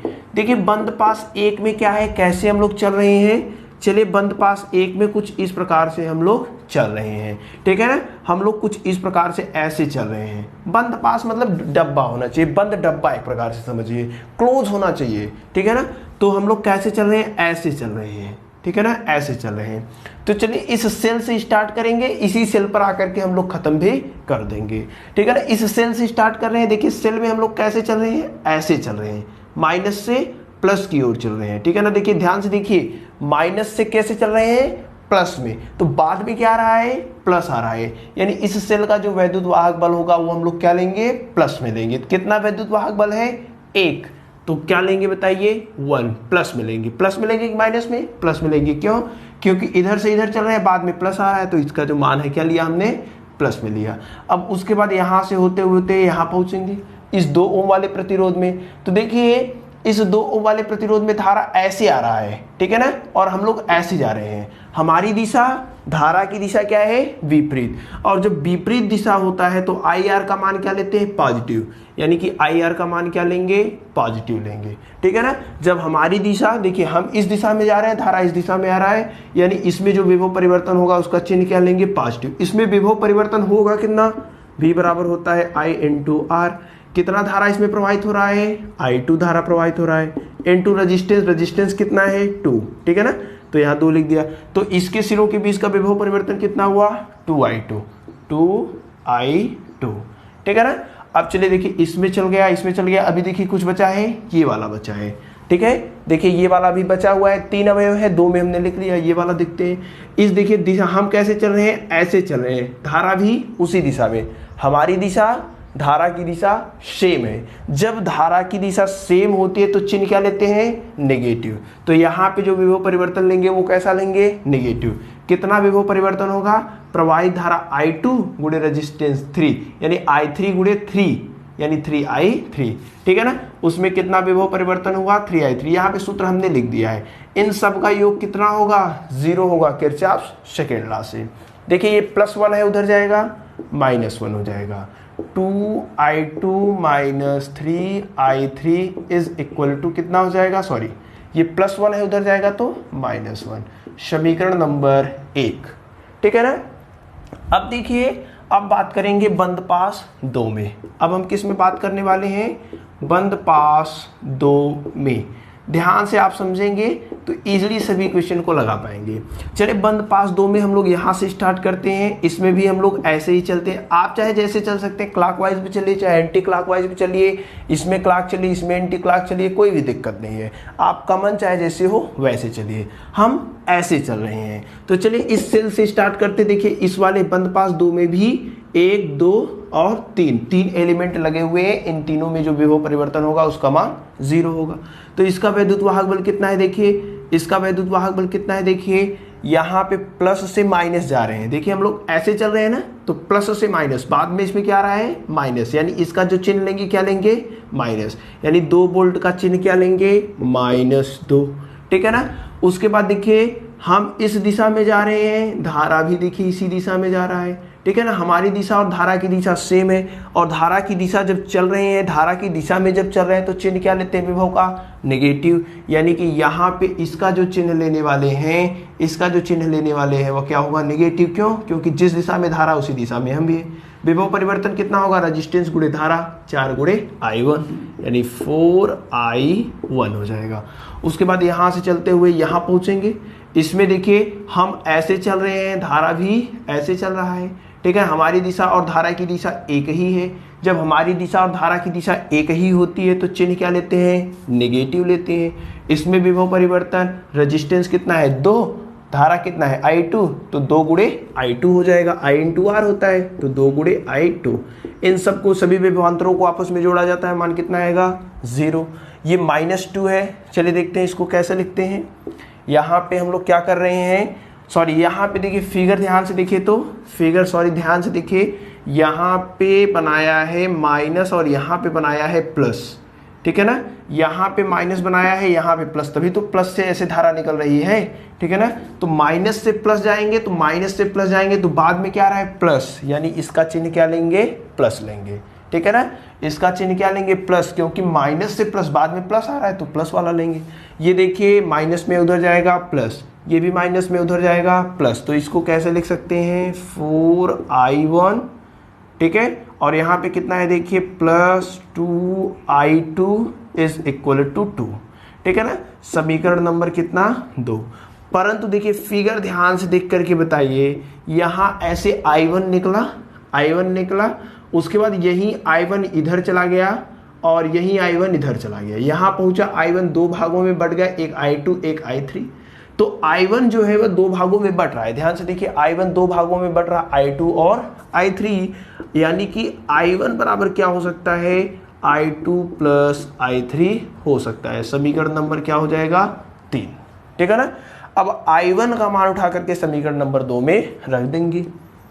I1 का मान समीकरण 2 में रखने पर, चलिए रख देते हैं। I1 का मान समीकरण 2 में रखने पर रखेंगे, देखिए क्या हो जाएगा, रखने पर देखिए यहाँ पे क्या है, 4 इंटू I1, I1 की जगह कितना रखना है, I2 प्लस I3 प्लस कितना है 2I2 इज इक्वल टू कितना है 2। 4 का गुणा I2 में होगा 4I2, I3 में होगा 4I3 plus 2I2 is equal to कितना है 2। 4I2 2I2 6I2 plus 4I3 is equal to कितना है 2। समीकरण नंबर 4। अब इस समीकरण 4 और इस समीकरण 1 को क्या करना है, सॉल्व करना है। सॉल्व करके हमें I1 और I2 का मान निकालना है। ध्यान से देखिए, समीकरण 1 कितना है, 2I2 minus 3I3 is equal to -1। समीकरण नंबर 4 कितना है, 6I2 plus 4I3 is equal to 2।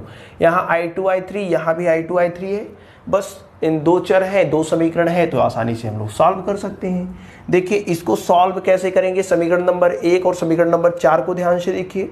समीकरण नंबर 1 में विलोपन विधि से सॉल्व कर रहे हैं। कक्षा 10 में आपने पढ़ा होगा विलोपन विधि से कैसे सॉल्व किया जाता है। विलोपन विधि होता है, प्रतिस्थापन विधि होता है, वज्र गुणनखंड विधि होता है। तो 3-4 विधियों से हमने XYZ का मान निकालना जाना था। यहाँ पे चले देखते हैं क्या विलोपन विधि में क्या करेंगे। समीकरण नंबर देखिए, यहाँ पे I2 के आगे क्या है 6, तो समीकरण 1 में किससे गुणा करेंगे 6 से। अब देखिए ये भी प्लस, जब चिन्ह समान होता है तो घटाते हैं।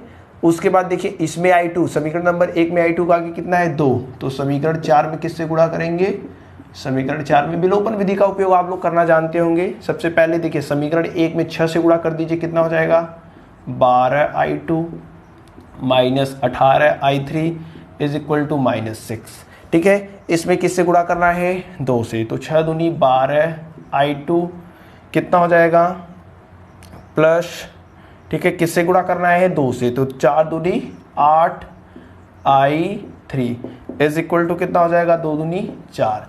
क्या करना है, घटाना है, तो सबके चिन्ह क्या होंगे, बदल जाएंगे। सबके चिन्ह बदल गए, ये इससे कैंसल। 8 18 और 8 जोड़ देंगे आपस में कितना 26, तो -26I3 इज इक्वल टू -6 -4 कितने हो जाएंगे -10। ये माइनस माइनस से कैंसल, 26 गुणे में है उधर जाएगा, भाग में हो जाएगा, यानी 10 के बटा 26 हो जाएगा। ये कैंसिल हो जाएगा। I3 इज इक्वल टू कितना आ गया 5/13।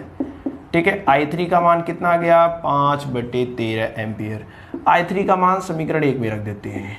I3 का मान समीकरण 1 में ही रख देते हैं। चलिए 1 में ही रखते हैं।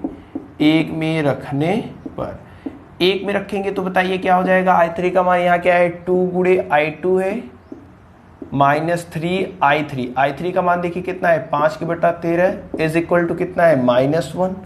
यहाँ से देखिए कितना हो जाएगा 2I2, ये माइनस में उधर चला जाएगा तो -1 इधर पहले से 5×15 माइनस उधर चला जाएगा तो +15/13 हो जाएगा। एलसीएम लेकर के सॉल्व करते हैं। 2I2 इज इक्वल टू कितना हो जाएगा देखिए 13, यहाँ पे -13 + 15/13 हो जाएगा। सॉल्व करते हैं। 2I2 इज इक्वल टू घट जाएगा 2/13, ये तो इस 2 से कैंसिल हो जाएगा। I2 का जो मान आएगा वह 1/13 एम्पियर आ जाएगा। I2 का मान कितना गया 1/13 एम्पियर। अब देखिए I3 पता है, I2 पता है, तो I2 I3 का मान कहाँ पे रख देते हैं, समीकरण नंबर 3 में। देखिए I1 क्या है, I1 का मान I2 और I3 के योग के बराबर है। तो देखिए क्या हो जाएगा, अतः I1 क्या हो जाएगा बताइए, I1 is equal to I2 और I3 को जोड़ देते हैं। I2 और I3 को जोड़ देते हैं। I2 कितना है 1/13, I3 कितना है 5/13, तो I1 कितना हो जाएगा देखिए, I1 हो जाएगा 6/13। ठीक है ना, 6/13 एम्पियर। यही आपका क्या है आंसर है question number first, second, third, I1, I2 और I3 का मान आपसे पूछा था। इस प्रकार से क्वेश्चन नंबर 55 को हम लोग सॉल्व करेंगे। वीडियो को पॉज करके आप लोग इस क्वेश्चन को नोट कर लीजिए। अगर किरचॉफ्स लॉ आपको आता है, चिन्ह परिपाटी आता है, तो ये सब क्वेश्चन एकदम आपको हलवा एकदम आसान लग रहे होंगे। ठीक है, वीडियो को पॉज करके आप लोग इसको नोट कर लीजिए। इसके बाद आपका क्वेश्चन नंबर 56 है। क्वेश्चन नंबर 56 कह रहा है कि संलग्न परिपथ में किरचॉफ के नियम से प्रत्येक प्रतिरोध में प्रवाहित धारा का मान ज्ञात कीजिए। मतलब इसमें इस प्रतिरोध में कितनी धारा प्रवाहित हो रही है वो बताइए, इस प्रतिरोध में कितनी धारा प्रवाहित हो रही है वो बताइए, इसमें कितनी धारा प्रवाहित हो रही है वो आपको बताना है। यानी I1 और I2 का मान बताना है, तो हम लोग आसानी से यहाँ पे लगा सकते हैं। ये जो प्रतिरोध दिया है इसका मान कितना दिया है 5 ओम। अच्छा, फिगर देखने से कुछ स्पष्ट नहीं हो पा रहा है कि इसमें कैसे सॉल्व करें। जब कुछ स्पष्ट ना हो पाए तो आप समझ जाइए कि हमें क्या लगाना है, किरचॉफ्स लॉ लगाना है। किरचॉफ का दूसरा लॉ हम लोग लगाएंगे। इसमें इसका विभवांतर, इसका विभवांतर, इसका कोई एक, यहाँ पे देखिए दो बंद पास मिल रहा है। एक बंद पास ये है, दूसरा बंद पास ये है। दो बंद पास आपको दिखाई रहे हैं, दो लूप दिखाई दे रहे हैं, एक ये एक ये। तो इसमें जितने भी एलिमेंट हैं सभी एलिमेंटों का जो विभवांतर का योग होगा वह क्या होगा, शून्य होगा। इसमें जितने एलिमेंट हैं इन सबके विभवांतरों को आपस में जोड़ दीजिए, जो योग होगा वह कितना आएगा, 0 आएगा। तो चलिए सबसे पहले बंद पास 1 में हम लोग चलते हैं। ठीक है ना, बंद पास 1 में देखिए, बंद पास 1 में क्या हो जाएगा, बंद पास 1 में सबसे पहले हम लोग चलते कैसे हैं, चाहे जैसे आप चलिए, हम लोग ऐसे चल रहे हैं। ठीक है ना, ऐसे क्लॉकवाइज डायरेक्शन में चल रहे हैं। चलिए कहाँ से स्टार्ट करते हैं, इस सेल से ही स्टार्ट करते हैं। सेल में देखिए कैसे चल रहे हैं, ऐसे चल रहे हैं। ठीक है ना, ऐसे चल रहे हैं। तो बताइए माइनस से कैसे चल रहे हैं, देखिए हम लोग ऐसे चल रहे हैं ना, माइनस से प्लस, बाद में कौन आ रहा है, प्लस, यानी इसका जो चिन्ह होगा वह क्या होगा, प्लस। यहाँ पे हमने चिन्ह परिपाटी लिखा भी है, आपको ना समझ में आए तो देख लीजिए। ठीक है ना, माइनस से प्लस, प्लस बाद में आ रहा है, यानी कि इसका जो चिन्ह लेंगे वो क्या लेंगे, प्लस। तो कितना इसका मान दिया है 3 वोल्ट, चिन्ह क्या लेंगे 3 वोल्ट प्लस में। ठीक है ना, अब देखिए उसके बाद आगे बढ़ रहे हैं, आगे यहाँ पे पहुंचे तो देखिए धारा इस दिशा में बह रहा है, धारा इस दिशा में जा रहा है, हम भी इसी दिशा में जा रहे हैं। हमारी दिशा और धारा की दिशा सेम है, तो आई आर का चिन्ह क्या लेंगे, नेगेटिव लेंगे। नेगेटिव I इंटू आर, कितनी धारा प्रवाहित हो रही है, I1।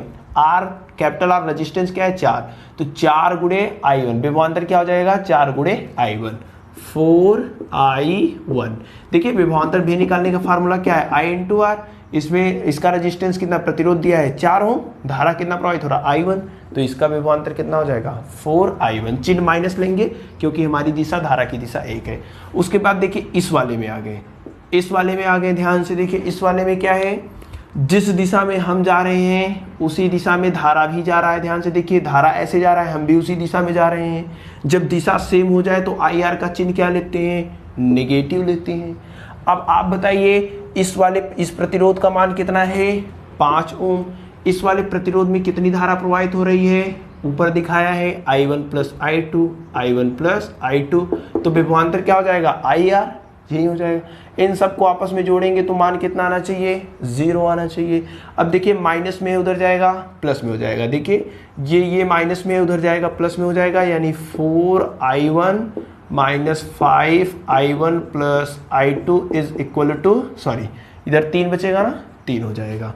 ठीक है, ये दोनों उधर लेकर के गए, यहाँ पे 4I1 गुणा कर देते हैं माइनस 5, सॉरी ये भी प्लस हो जाएगा ना, ये माइनस उधर जाएगा तो प्लस, तो ये plus 5I1 plus 5I2 is equal to 3।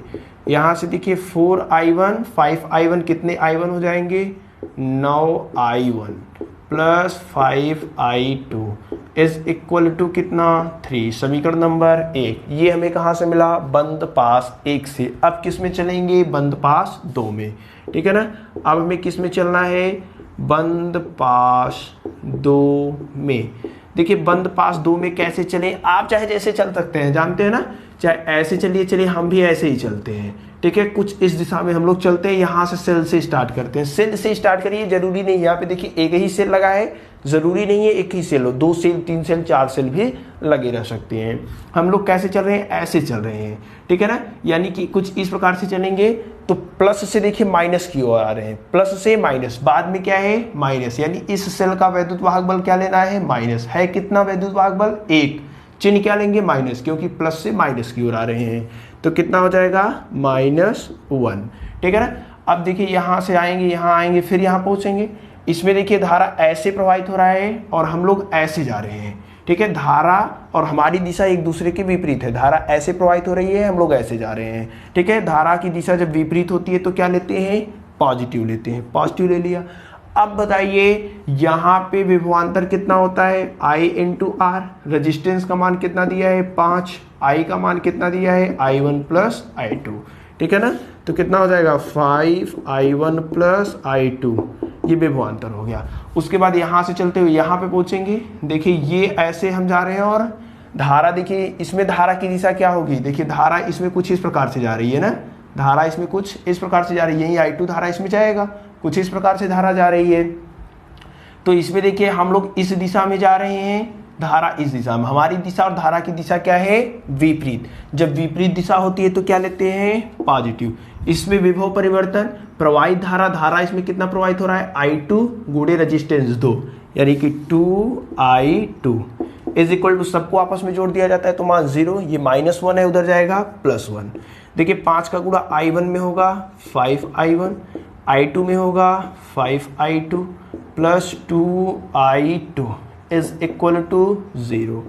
अब देखिए कितना हो जाएगा 5I1 + 7I2 = कितना हो जाएगा, देखिए सॉरी 0 नहीं होगा, ये -1 उधर जाएगा तो +1 = इक्वेशन नंबर 2।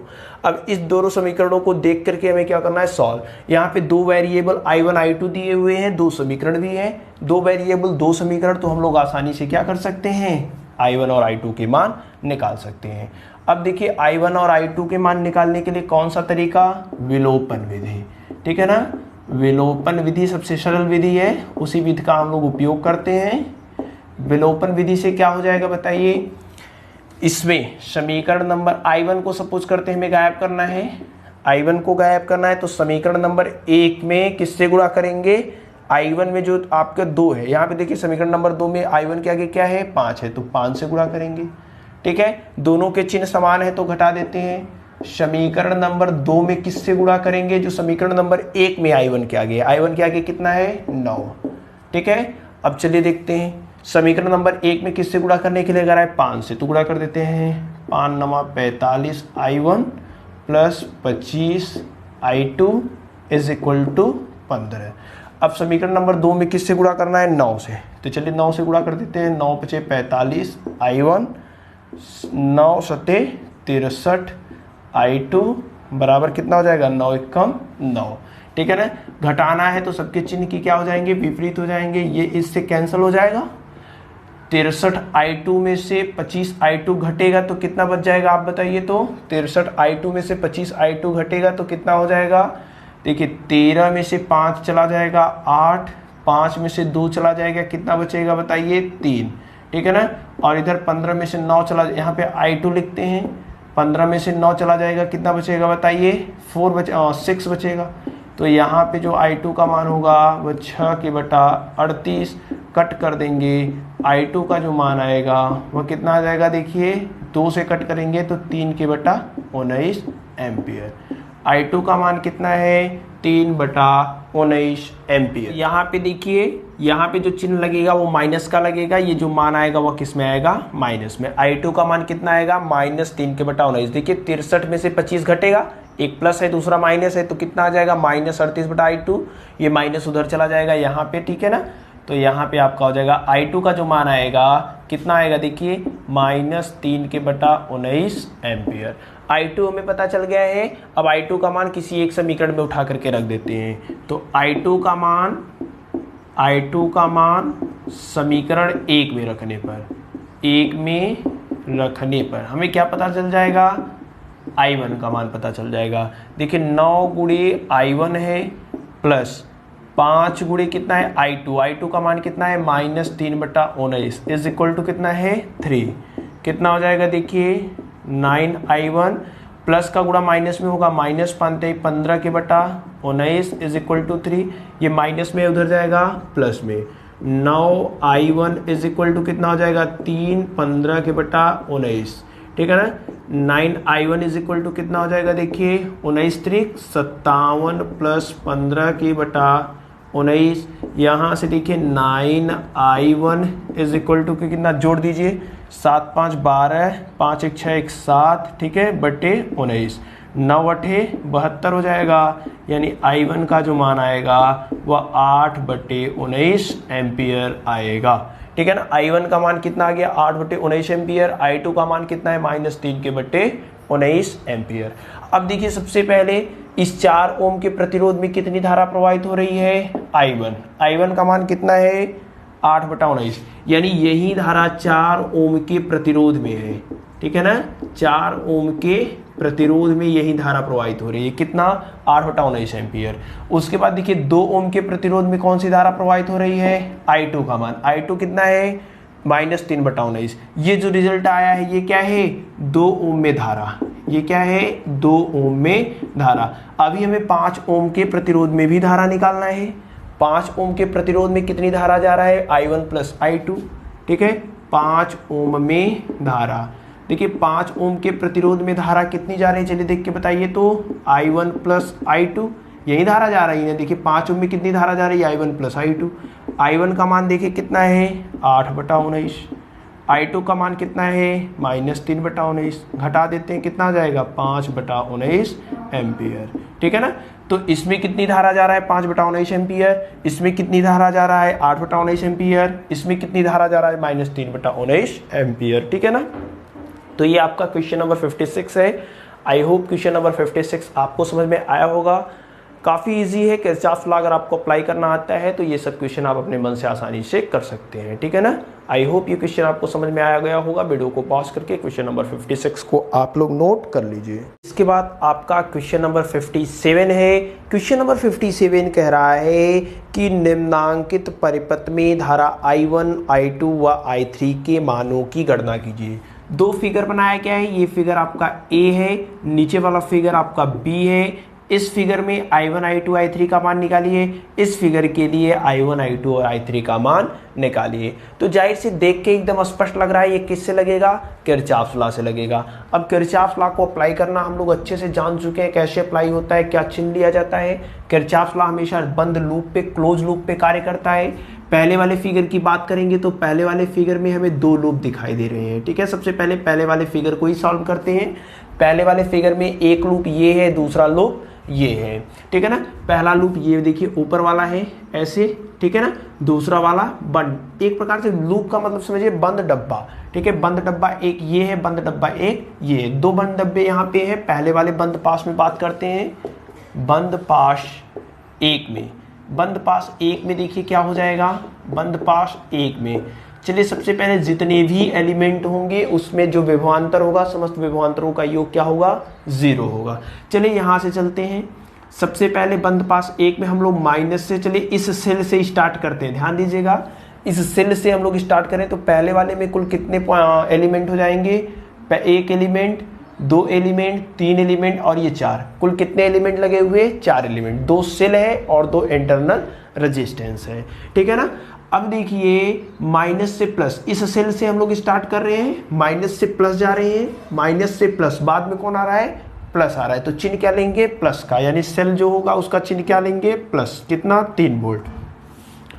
उसके बाद यहां से चलते हुए देखिए यहां पे पूछे हम लोग कैसे चल रहे हैं, हम लोग ऐसे चल रहे हैं, ठीक है ना, हम लोग ऐसे चल रहे हैं, ठीक है। तो यहां से ऐसे चल रहे हैं। उसके बाद इस सेल की बात करते हैं तो सेल में देखिए प्लस से माइनस की ओर जा रहे हैं, प्लस से माइनस की ओर जा रहे हैं। तो प्लस से माइनस बाद में क्या आ रहा है माइनस, तो इस सेल का वैद्युत वाहक बल क्या लेंगे माइनस, यानी कि 1.5, ठीक है। जो बाद में आएगा सेल के लिए वही चिन्ह लेते हैं।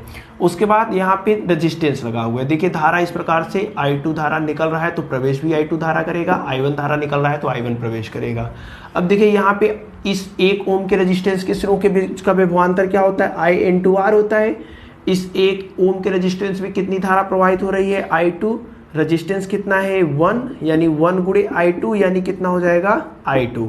इतना आपका क्या होगा, विभवांतर होगा। लेकिन इसका विभवांतर प्लस लेंगे कि माइनस, देखिए हम ऐसे चल रहे हैं इस दिशा में, धारा इस दिशा में, यानी हमारी दिशा धारा की दिशा एक दूसरे के विपरीत। जब विपरीत होती है तो चिन्ह क्या लेते हैं, पॉजिटिव, यानी इसका जो चिन्ह लेंगे वह क्या लेंगे, पॉजिटिव। या चलिए लिख देते हैं 1 गुणे I2, ठीक है ना। अभी देखिए यहाँ ये हो गया, ये हो गया, ये हो गया, अभी ये बचा है। देखिए यहाँ से ऐसे चलते यहाँ पहुँचेंगे तो ये भी बचा है। तो इसमें हम लोग ऐसे चले, धारा भी उसी दिशा में चल रहा है, जिस दिशा में हम हैं उसी दिशा में धारा, तो सेम डायरेक्शन है तो चिन्ह क्या लेंगे, माइनस। इसमें विभव परिवर्तन, इसमें प्रवाहित धारा कितना है I1 गुणे रजिस्टेंस, रजिस्टेंस कितना है 1, देखिए रजिस्टेंस कितना है 1, प्रवाहित धारा कितना है I1। इन सब को आपस में जोड़ेंगे, मान कितना आएगा 0, ठीक है ना। अब देखिए 3 में से 1.5 घट जाएगा तो कितना बचेगा 1.5। यहाँ पे गुणा होगा तो देखिए कितना हो जाएगा, 1 का गुणा होगा तो वहीं आएगा I2, और यहाँ पे गुणा होगा तो कितना होगा I1 इज इक्वल टू 0। ये 1.5 प्लस, या इन दोनों को उधर लेकर के जाते हैं, ये I1 प्लस में माइनस में उधर जाएगा प्लस, I2 प्लस में उधर जाएगा माइनस। तो इसी इक्वेशन को हम लोग ऐसे लिख सकते हैं I1 minus I2 is equal to 1.5, समीकरण नंबर 1। ये किसके लिए है, बंद पास 1 के लिए। अब बात करते हैं बंद पास 2 में। देखिए दूसरे वाले बंद डब्बे में देखिए कुल कितने सर्किट एलिमेंट लगे हुए हैं, इलेक्ट्रिक सर्किट कितने हैं, 1 2 3। इसके अलावा बताइए और कोई लग रहा है, नहीं लग रहा है ना। इसमें देखिए कुल कितने एलिमेंट है, एक ये सेल है, एक ये रेजिस्टेंस है, उसके बाद ये दूसरा रेजिस्टेंस है, बस 3 ही है। तो चलिए अप्लाई करते हैं, इस सेल से स्टार्ट करते हैं। इसमें भी हम लोग ऐसे ही चलते हैं, आपका मन चाहे जैसे चलिए, कोई दिक्कत नहीं आएगा, लेकिन चिन्ह सही से लिखिएगा। माइनस से प्लस जा रहे हैं, बाद में क्या आ रहा है प्लस, तो इस सेल का जो वैद्युत वाहक बल का चिन्ह लेंगे वो क्या लेंगे, प्लस। कितना है 1.5। सेल का वैद्युत वाहक बल कितना दिया 1.5, चिन्ह क्या लेंगे प्लस, क्योंकि माइनस से प्लस बाद में प्लस आ रहा है। उसके बाद देखिए यहाँ पे आते हैं तो इसके सिरों के भी देखिए, हम इस दिशा में चल रहे हैं, धारा भी उसी दिशा में है, हम जिस दिशा में धारा भी उसी दिशा में है, तो चिन्ह क्या लेंगे माइनस 2 गुणे इसमें प्रवाहित धारा कितनी है I3, ठीक है। तो इसके सिरों के बीच का विभवांतर 2I3 हो जाएगा, 2I3 हो जाएगा। उसके बाद यहाँ से चलते हुए यहाँ पहुँचेंगे तो हम भी इसी दिशा में जा रहे हैं, धारा भी इसी दिशा में है, यानी हमारी दिशा धारा की दिशा सेम है, तो चिन्ह माइनस लेंगे।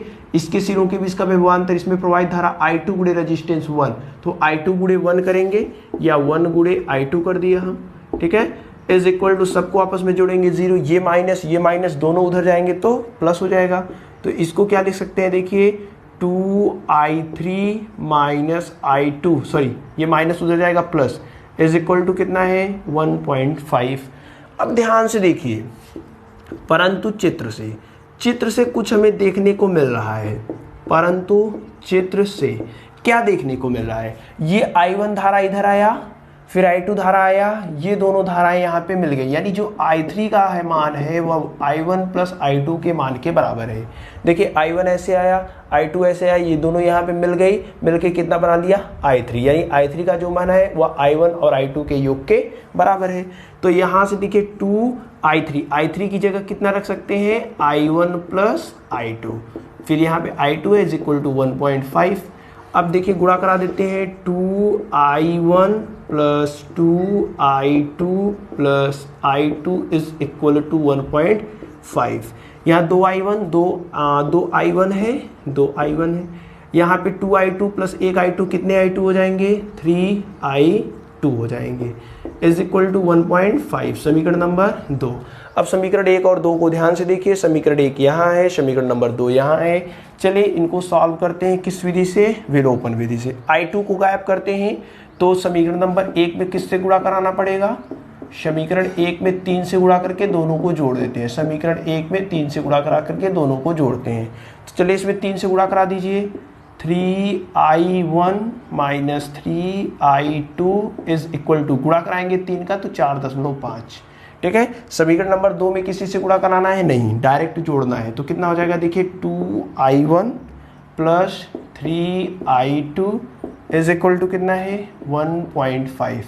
जोड़ दीजिए, ये दोनों आपस में क्या होंगे, कैंसिल हो जाएंगे, प्लस माइनस है, 3 2 5I1 इज इक्वल टू, इनको जोड़ेंगे तो देखिए कितना हो जाएगा 6, ठीक है। यहाँ से I1 बराबर कितना हो जाएगा 6K/5 एम्पियर, यानी I1 का मान रखेंगे तो कितना हो जाएगा, देखिए भाग दे देते हैं तो 1.2 एम्पियर।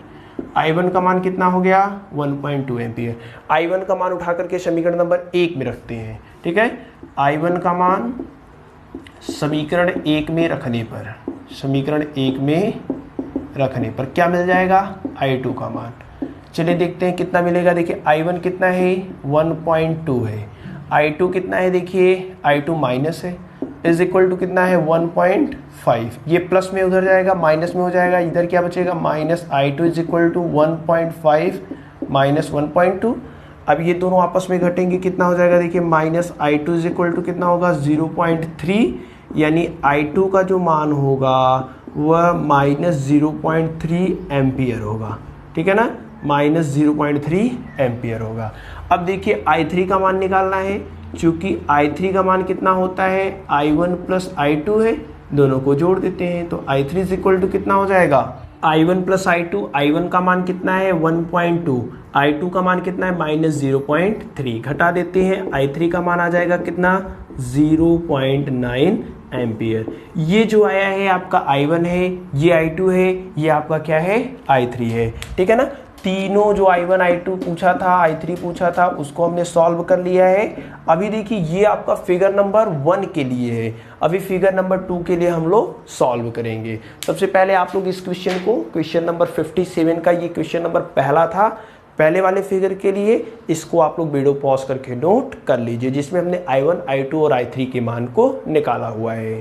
चलिए इसके बाद आपका क्वेश्चन नंबर 57 में जो फिगर बी बनाया हुआ है उसके लिए सॉल्व करते हैं। इसमें भी हमें I1 I2 और I3 का मान निकालना है, ठीक है ना। देखिए चित्र बी के लिए चलिए हम लोग लिख देते हैं, चित्र बी के लिए सॉल्व हम लोग करने वाले हैं। इसके पहले ए के लिए सॉल्व किया था, तो चित्र बी के लिए सबसे पहले ध्यान से फिगर को देखिए।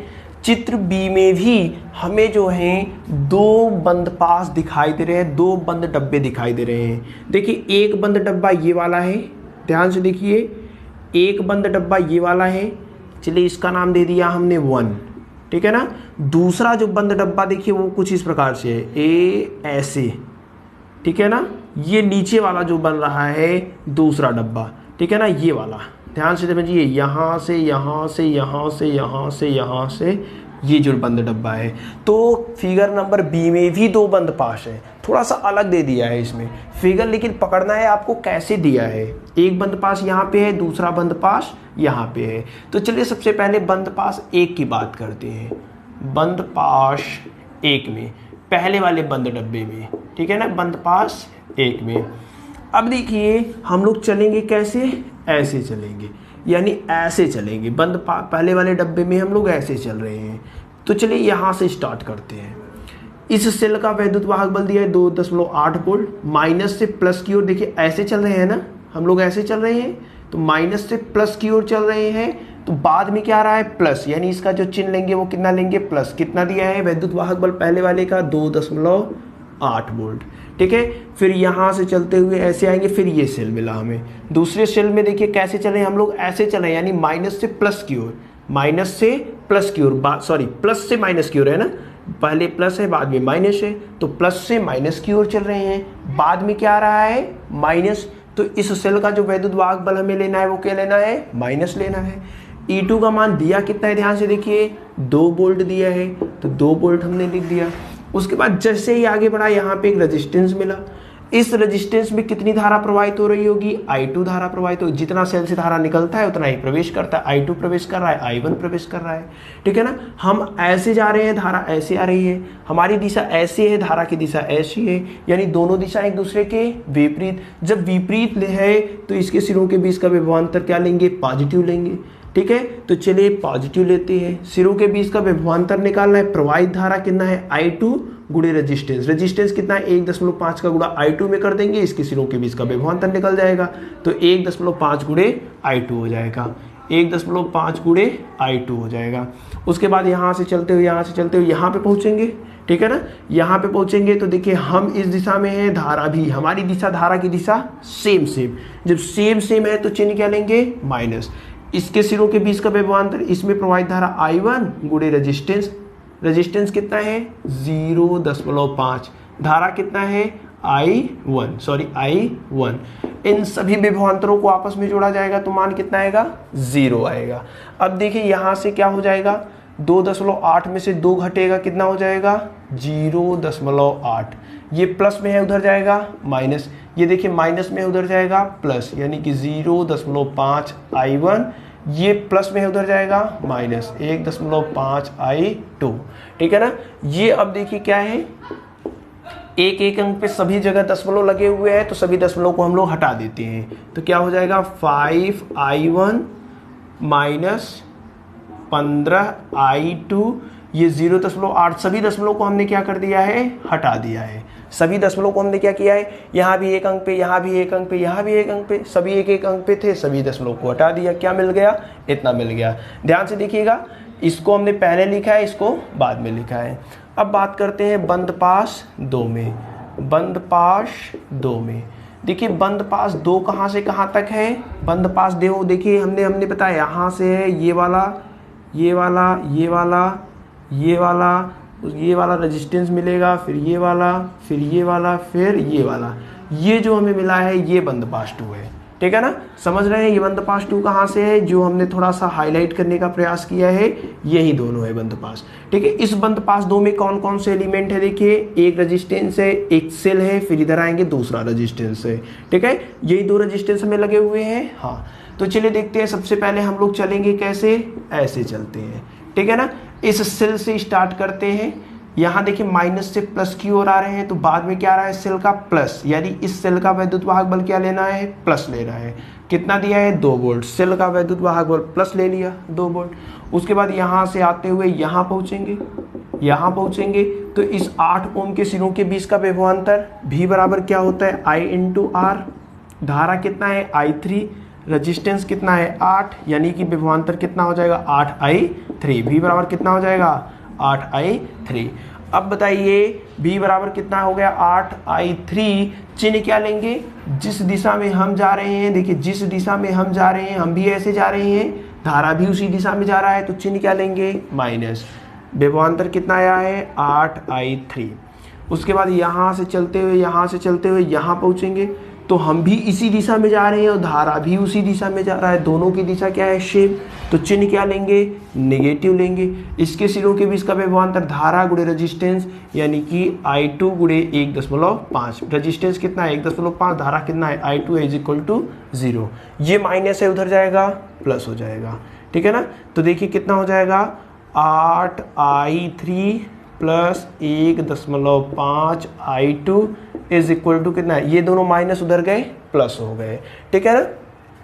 अब देखिए क्या कर रहे हैं, चित्र से हमें स्पष्ट रूप से दिखाई दे रहा है, चित्र से ध्यान से देखिए क्या है, चित्र से देखिए ये I1 धारा ऐसे आया, I2 धारा ऐसे आई, ये दोनों धाराएं आपस में मिल गई, यानी जो I3 का मान होगा वह I1 + I2 के मान के बराबर होगा। I3 का मान क्या होगा I1 + I2 के मान के बराबर होगा।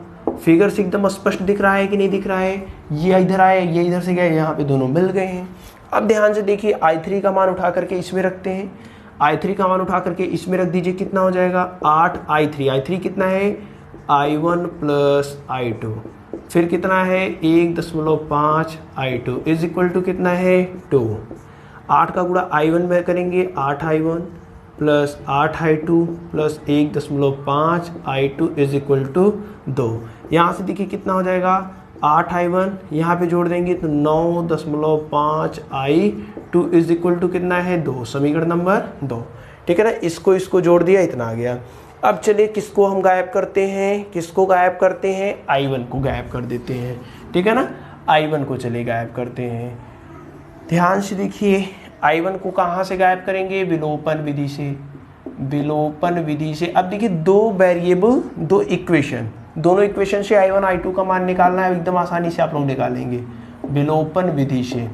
क्या हो जाएगा देखिए, इसमें समीकरण नंबर 1 में उससे गुणा करेंगे जो समीकरण नंबर 2 में I1 के आगे है, कितना है I1 के आगे 8, दोनों के चिन्ह क्या है प्लस, तो क्या कर देंगे बताइए, यहाँ पे आपका माइनस घटा दे रहे हैं ना।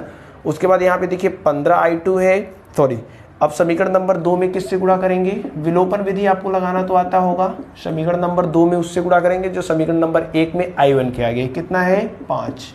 चलिए इसको सॉल्व कीजिए। समीकरण नंबर 1 में 8 से गुणा करते हैं। 8 पंजे 40 I1, 15 अट्ठे 120 I2 is equal to कितना हो जाएगा? देखिए 8 अट्ठे 64 हो जाएगा ना, 8 64 हो जाएगा। 8 से ही गुणा करना है। हाँ, अब देखिए समीकरण नंबर 2 में किससे गुणा करना है? 5 से। तो 8 पंजे 40 I1, इसमें 5 से गुणा करेंगे 5 नवा 50 25, 5 नवा 45 2 47.5 I2 है इज इक्वल टू कितना है? 5 दूनी 10। ठीक है ना। घटाना है तो सबके चिन्ह क्या होंगे? माइनस हो जाएंगे।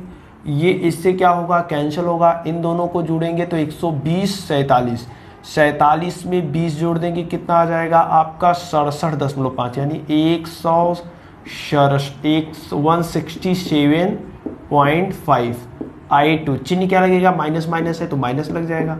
घटा देंगे तो 64 में से घटेगा तो 54 हो जाएगा। तो I2 का मान यहाँ से कितना आ जाएगा? देखिए ये सब भाग में इधर चला जाएगा 167.5।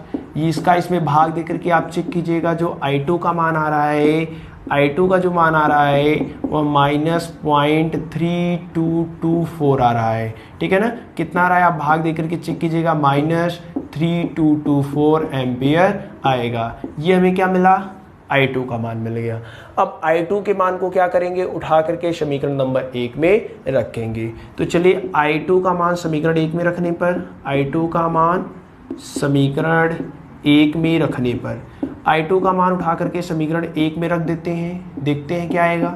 समीकरण नंबर 1 कहाँ है? यहाँ है। कितना है? 5 I1 माइनस 15 I2। I2 का मान कितना है? देखिए -0.3224 इज इक्वल टू कितना है? 8। ये माइनस माइनस का गुणा होगा प्लस में हो जाएगा। 5 I1 माइनस माइनस से प्लस, 15 का गुणा 15 चौका 60, 15 दूना 30, 30 और 6 36, 15 दूना 30 3 33, 15 तय 45, 45 3 48। ठीक है। 4 अंक पे दशमलव हो जाएगा। ठीक है ना। बराबर कितना है? 8। उसको उधर लेकर के जाते हैं। I1 इज इक्वल टू कितना हो जाएगा? 8 माइनस 4.836। ठीक है। I1 इज यहाँ पे 5 I1 है। 5 I1 इज इक्वल टू घटाते हैं। देखिए 10 में से 6 चला जाएगा कितना बचेगा? 4। 9 में से 3 जाएगा 6, 9 में से 1 चला जाए 8 चला जाएगा 1 बचेगा। इधर 7 में से 3 जाएगा तो कितना बचेगा? सॉरी 3 बचेगा ना। 1 यहाँ पे दशमलव लग जाएगा। ये I1 इज इक्वल टू कितना हो जाएगा? देखिए 3.1 हटा करके आप लोग चेक कीजिएगा, बटे 5 हो जाएगा। इसको कट कर देते हैं। I1 इज इक्वल टू कितना हो जाएगा? 5 6 30। ठीक है। 5 6 30 हो जाएगा। 1 6 बचेगा 3, फिर उसके बाद 1 4 बचेगा, 5 दूनी 10 8 एम्पियर। इतना I1 का मान कितना आएगा? इतना आएगा। ठीक है। I1 इज इक्वल टू कितना है? इतना है। I3 का मान निकालना है तो I3 बराबर हमने क्या लिखा है? I1 plus I2। I3 का मान क्या है? I1 प्लस I2 के बराबर है। ठीक है। तो I3 is equal to I1 का मान देखिए कहाँ मिला है? यहाँ पे है 0.6328। I2 का मान माइनस में तो माइनस लगा दिया 0.3224। चलिए I3 इज इक्वल टू कितना होगा? लिख देते हैं। घटा दीजिए। 8 में से 4 चला जाएगा 4, 2 में से 2 जाएगा 0, 3 में से 2 जाएगा 1, 6 में से 3 चला जाएगा 3 0। I3 का मान कितना होगा? इतना होगा। तो ये जो फिगर बनाया है आपका क्वेश्चन नंबर 57 की बी में, इसके लिए I2 का मान माइनस में आएगा 0.3224। माइनस में आने का मतलब इसकी जो दिशा है वह क्या है? जो दर्शाया गया उसके ठीक विपरीत है। ठीक है ना। I1 का मान इतना आएगा, I3 का मान इतना आएगा। ठीक है। तो ये है आपका क्वेश्चन नंबर 57 का बी। काफ़ी इजी क्वेश्चन है, बस इसमें थोड़ा कैलकुलेशन ज़्यादा है। ठीक है। तो आई होप क्वेश्चन नंबर 57 आपको समझ में आया होगा। सब में किरचॉफ्स लॉ अप्लाई हो रहा है। किरचॉफ्स लॉ आप अच्छे से अगर अप्लाई करना जानते हैं तो ये सब क्वेश्चन आपको एकदम ईजी लग रहे होंगे। वीडियो को पॉज करके क्वेश्चन नंबर 57 का बी भी आप लोग नोट कर लीजिए। इसके बाद आपका क्वेश्चन नंबर 58 है। क्वेश्चन नंबर 58 है कि उपरोक्त प्रश्न के चित्र नंबर बी में, यानी जो प्रश्न है क्वेश्चन नंबर 57 उपरोक्त मतलब इसके ऊपर वाला, उसके बी वाले में करा है कि यदि सेलों के आंतरिक प्रतिरोध क्रमशः 1 ओम व 2 ओम हो। यहाँ पे देखिए आंतरिक प्रतिरोध कितना दिया था? 0.5 ओम, अब कह रहा है कि आंतरिक प्रतिरोध 1 ओम कर दीजिए और कितना कर दीजिए 2 ओम। ठीक है, उसके बाद कह रहा है बाह्य प्रतिरोध 8 ओम के स्थान पर आप 10 ओम कर दीजिए, तब बताइए I1, I2 और I3 का मान कितना होगा। सेम टू सेम यही फिगर है, बस यहाँ पे इंटरनल रेजिस्टेंस को क्या कर दिया है, बदल दिया है, और जो लोड रेजिस्टेंस है, एक्सटर्नल रेजिस्टेंस है, उसका भी मान बदल दिया है। तो एकदम सेम टू सेम सब फिगर वही बनेगा। चलिए देखते हैं, बंद पास 1 में अप्लाई करेंगे, जिस दिशा में जा रहे हैं इसमें कोई परिवर्तन नहीं हो रहा है, इसमें कोई परिवर्तन, इसमें इस थर्ड वाले पे परिवर्तन होगा। यहाँ पे 1.5 था, अब 1.5 की जगह कितना रख दिया है, 2 ओम। ठीक है ना, तो यहाँ पे कितना हो जाएगा 2I2। उसके बाद ऐसे चल रहा है, ऐसे चल रहा है, इसके बाद यहाँ पे 0.5 था, 0.5 की जगह कितना रख दिया है 1। चिन्ह तो सब वैसे ही रहेंगे, कोई भी दिक्कत नहीं होगा, समझ रहे होंगे। ठीक है, तो इतना हो जाएगा। उसके बाद इसको हमें क्या करना है, सॉल्व करना है। चलिए सॉल्व कर लेते हैं, सॉल्व करके लिखते हैं। 2.8 में से ये घट जाएगा, कितना बचेगा बताइए, 2.8 में से 2 घटेगा 0.8 आएगा। यहाँ पे क्या आएगा 2I2, यहाँ पे -I1 इज इक्वल टू 0। इसको उस साइड लेकर के जाएंगे तो कितना हो जाएगा, I1 minus 2I2 is equal to 0.8। ठीक है, ये देखिए क्वेश्चन नंबर आपका कौन सा है, 58 है। एकदम सेम टू सेम वही क्वेश्चन है, बस थोड़ा सा बदल दिया है। फिर बंद पास 2 की बात करेंगे तो बंद पास 2 में भी पूरा का पूरा चिन्ह परिपाटी वही रहेगा, कुछ भी चेंज नहीं होगा, बस चेंज किसको करना है, यहाँ पे 1.5 था 2 कर दिया है, यहाँ 8 था यहाँ 10 कर दिया है, यानी जहाँ 1.5 है यहाँ क्या करना है 2 करना है। ठीक है ना, यहाँ पे देखिए 1.5 था 2 किया तो यहाँ पे हमने 2 कर दिया। उसके बाद इस 8 ओम की जगह कितना लगाया है 10 ओम, तो इस 8 की जगह हमने कितना लगा दिया 10 ओम। ठीक है ना, अब यहाँ से सॉल्व करेंगे तो देखिए कितना हो जाएगा, यहाँ से सॉल्व करेंगे एकदम वही क्वेश्चन है, 2I2 plus 10I3 is equal to हो जाएगा 2। चित्र से हमें क्या पता है, I3 बराबर I1 प्लस I2। चलिए इसके आगे हम लोग सॉल्व कर लेते हैं। ठीक है ना, इसके आगे सॉल्व करते हैं। ये चिन्ह परिपाटी तो आपको समझ में आ गया होगा, एकदम ईजी है। ठीक है ना, एकदम ईजी है, आपको शायद से आ गया होगा। चलिए देखते हैं, यहाँ पे थोड़ा सा रफ हो गया, उसको अभी लिख देते हैं। 2I2 था, उसके बाद देखिए इसमें जा रहे हैं ना, तो इसमें देखिए कितना हो जाएगा 1 गुणे I1 इज इक्वल टू 0, लिख लीजिएगा आप लोग। तो इसको आप बोलिए समीकरण नंबर 2। ये भी आपका क्या होगा, प्लस होगा ना, देखिए -10I3 उधर जाएगा तो प्लस, ये भी माइनस उधर जाएगा प्लस। ठीक है, अब देखिए चित्र से हम लोगों ने क्या देखा है, चित्र से बताइए हम लोगों ने क्या देखा है।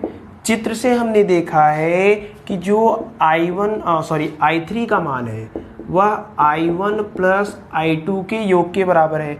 तो I3 की जगह हम लोग क्या रखते हैं, I1 प्लस I2, यानी 2I2 plus 10 I1 plus I2 is equal to कितना है 2, यानी 2I2 इज इक्वल टू कितना है 10I1 plus 10I2 is equal to 2। यहाँ से कितना हो जाएगा, सॉरी 10 2, यहाँ से 10 2 12। सबसे पहले 10I1 plus 12I2 is equal to 2, समीकरण नंबर 2। अब समीकरण 1 और 2 से हमें सॉल्व करना है। कहाँ, विलोपन विधि लगाना आप लोग जानते हैं, एकदम इजी, विलोपन विधि से। चलिए विलोपन विधि से गायब कैसे करते हैं, देखिए इसमें किससे गुणा करते हैं, समीकरण यहाँ I1 यहाँ पे 10 से गुणा कर देते हैं। समीकरण नंबर 1 गुणे 10 माइनस समीकरण नंबर 2। समीकरण 1 में 10 से गुणा करेंगे, 10I1 माइनस 10 दूना 20I2 इज इक्वल टू 8। इसमें किससे गुणा करना है, किसी से नहीं। प्लस कितना है 12I2 इज इक्वल टू कितना है 2, माइनस माइनस माइनस, ये इससे कैंसल, 20 12 कितना हो जाएगा माइनस 30 30 32 ना। इसमें देखिए 20 दूनी 12 32, यहाँ देखिए 8 में से 2 घटेगा 6, यहाँ पे देखिए 10 से गुणा करेंगे, 10 दूना 20, 12I2 सही है। I2 इज इक्वल टू कितना हो जाएगा 6 के बटा माइनस 6 बटा 32 एम्पियर। ठीक है ना, ये I2 का मान है। या फिर इसको सॉल्व करना चाहें तो सॉल्व कर लीजिए। I2 इज इक्वल टू 2 से काटेंगे तो -3 के बटा 16 एम्पियर आ जाएगा। ये क्या मान आया है I2 का। उत्तर एक बार हम भी चेक कर लेते हैं कितना है, हाँ -6 बटा 32 यही दिया है, इसको हमने सॉल्व कर लिया है। तो सॉल्व करेंगे तो भी चलेगा, नहीं सॉल्व करेंगे तो भी चलेगा, दोनों उत्तर आप जानते रहिए, ये भी है ये भी है, आगे ज़रूरत के हिसाब से चेक करेंगे। I2 का मान उठा करके समीकरण नंबर किस में रखते हैं, इसमें रख देते हैं, ठीक है ना। I2 का मान समीकरण चाहे जिसमें रखेंगे आ जाएगा, बट जो सरल रहता है उसी में रखा जाता है, समीकरण 2 में रखने पर चलिए रख देते हैं। क्या है 10I1 प्लस 12I2। I2 का मान कितना है बताइए, -3/16 बराबर कितना है 2। 10I1 कितना हो जाएगा, प्लस का गुणा माइनस में होगा, माइनस 12×36/16 इज इक्वल टू 2। 2 सब में से कॉमन गुणा कर दीजिए, कट जाएंगे। देखिए 2 इसमें भी है, 2 इसमें भी है, 2 इसमें भी, सब आपस में कैंसिल। कितना बचेगा, इधर से 2 कट जाएगा। सबसे पहले 36 ये देखिए 36/16, यहाँ से 2 हमने सबसे पहले कॉमन ले लिया है तो 18/16 बचेगा। और इधर कितना बचेगा 1, ये इससे कटेगा, कितना बचेगा 9/8। ये 9/8 माइनस में उधर जाएगा, प्लस में 5I1 इज इक्वल टू 1/9/8 हो जाएगा, ठीक है ना। 5I1 इज इक्वल टू कितना हो जाएगा, 8 कम 8 9 8 17/8 हो जाएगा, ठीक है। ये 5 इधर गुणा में उधर जाएगा, भाग में I1 बराबर हो जाएगा 17/8 गुणे 5, 8 पंजे 40। I1 बराबर कितना हो जाएगा 17/40 एम्पियर, ठीक है। ये क्या है I1। अब हमें क्या निकालना है I3 कैसे निकलेगा, I1 प्लस I2 से। यहाँ पे देख सकते हैं कहाँ पे I3 बराबर क्या है, I1 प्लस I2 है, तो सबको जोड़ देते हैं। I3 बराबर I1 का मान कितना है 17/40। I2 का मान माइनस में दिया है 3/16। अब इसको सॉल्व करना तो कक्षा 3-4 के बच्चों के लिए भी आसान है। चलिए इसका एलसीएम लेते हैं। 16 और 40 का एलसीएम सबसे पहले कितना होगा निकाल लेते हैं। 16-40 का एलसीएम कितना होगा, 2 × 16 20। चलिए एलसीएम निकालना भी हम लोग आज जान गए। 2 दूनी 4 5, 2 से काटेंगे 5 से काटेंगे, 5 दूनी 10, दूना 20, दूना 40, दूना 80। एलसीएम कितना हो गया 80। 40 दूना 80, 17 दूना 34, 16 × 25 80 minus 15। I3 is equal to कितना हो गया, 34 में से 15 घटा दीजिए, 19/80 एम्पियर।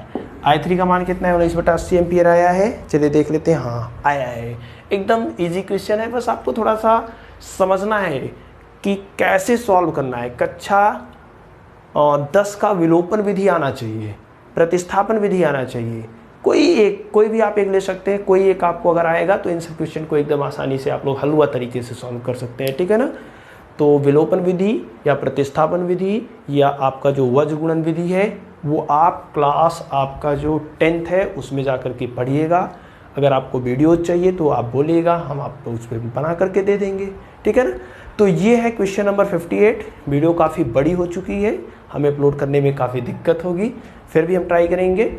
चलिए इसके आगे के क्वेश्चन हम लोग नेक्स्ट वीडियो में देखेंगे, क्योंकि इसी में देखेंगे तो बहुत बड़ी वीडियो होगी, जल्दी अपलोड भी नहीं हो पाएगी तो दिक्कत होगा, ठीक है। अगर ये वीडियो आपके लिए हेल्पफुल हो, अगर आपने इस वीडियो से कुछ सीखा हो तो प्लीज़ यार वीडियो को लाइक और शेयर जरूर कर दीजिएगा। चैनल पर नए हैं तो सब्सक्राइब भी कर लीजिएगा, साथ में बेल आइकन को भी प्रेस कर लीजिएगा। आपसे मिलते हैं अगले वीडियो में, तब तक बेस्ट ऑफ लक।